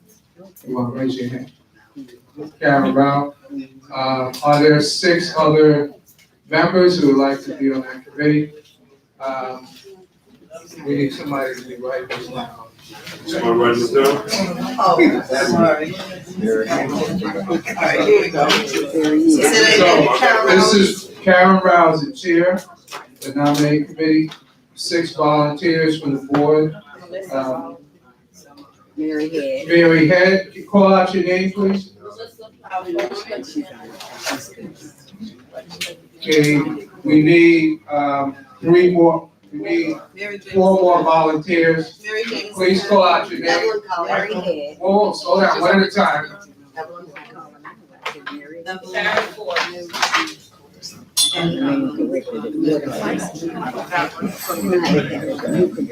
Michael Catlin, how many is that? Besides Karen? Yeah. Who's the chair? Very young lady right here, Okay, we need 2 more members. Sharon Ford, And one more. we need 1 more member.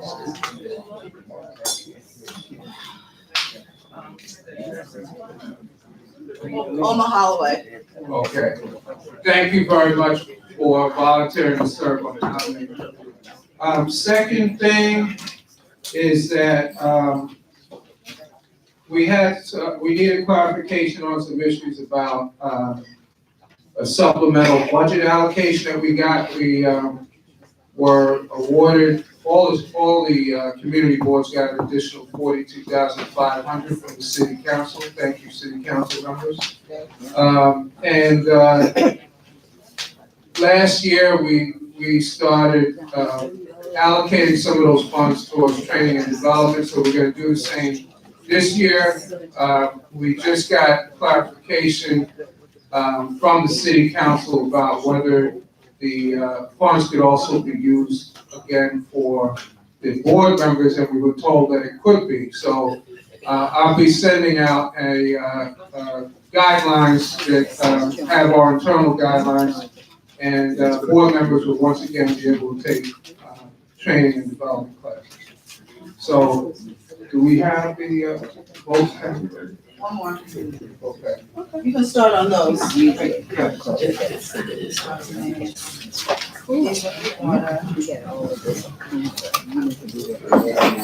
then the last thing, we're gonna have a closed session. Actually, it's not the last thing, the next thing after the votes are announced, we're gonna go into a closed session to deal with personnel. Hopefully that will not take too long. So in the matter of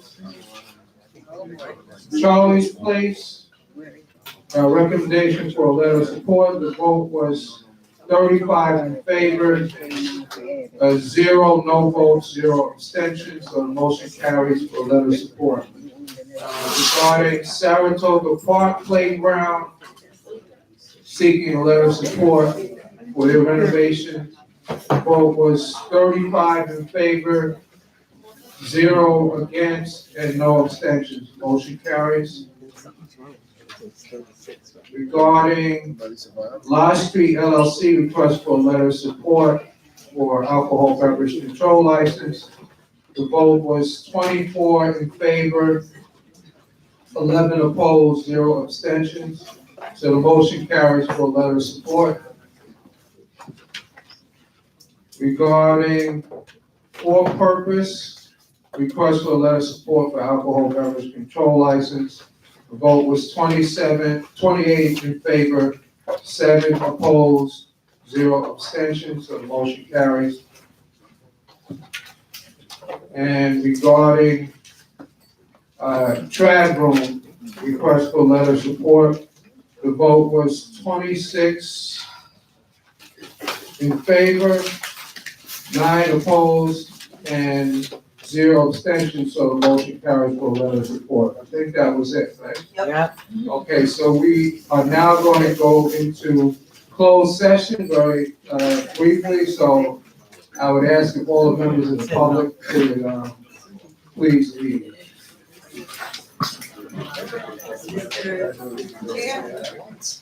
Yes. I make a motion that we close the meeting, go into executive session to discuss the personnel. I second it. Second the motion. Okay, I was moved by Doris Penn, seconded by Doug Williams. All in favor? Aye. Any opposed? Okay. Too long. Now, I'm gonna need help. We have, Richard. yeah, you can cut it off. But we need to cut it back on after, hopefully, I don't know, hopefully it won't take too long. So, the 2 members of the personnel, can one other member of the personnel committee or someone, we need to pass out a few things. One folder.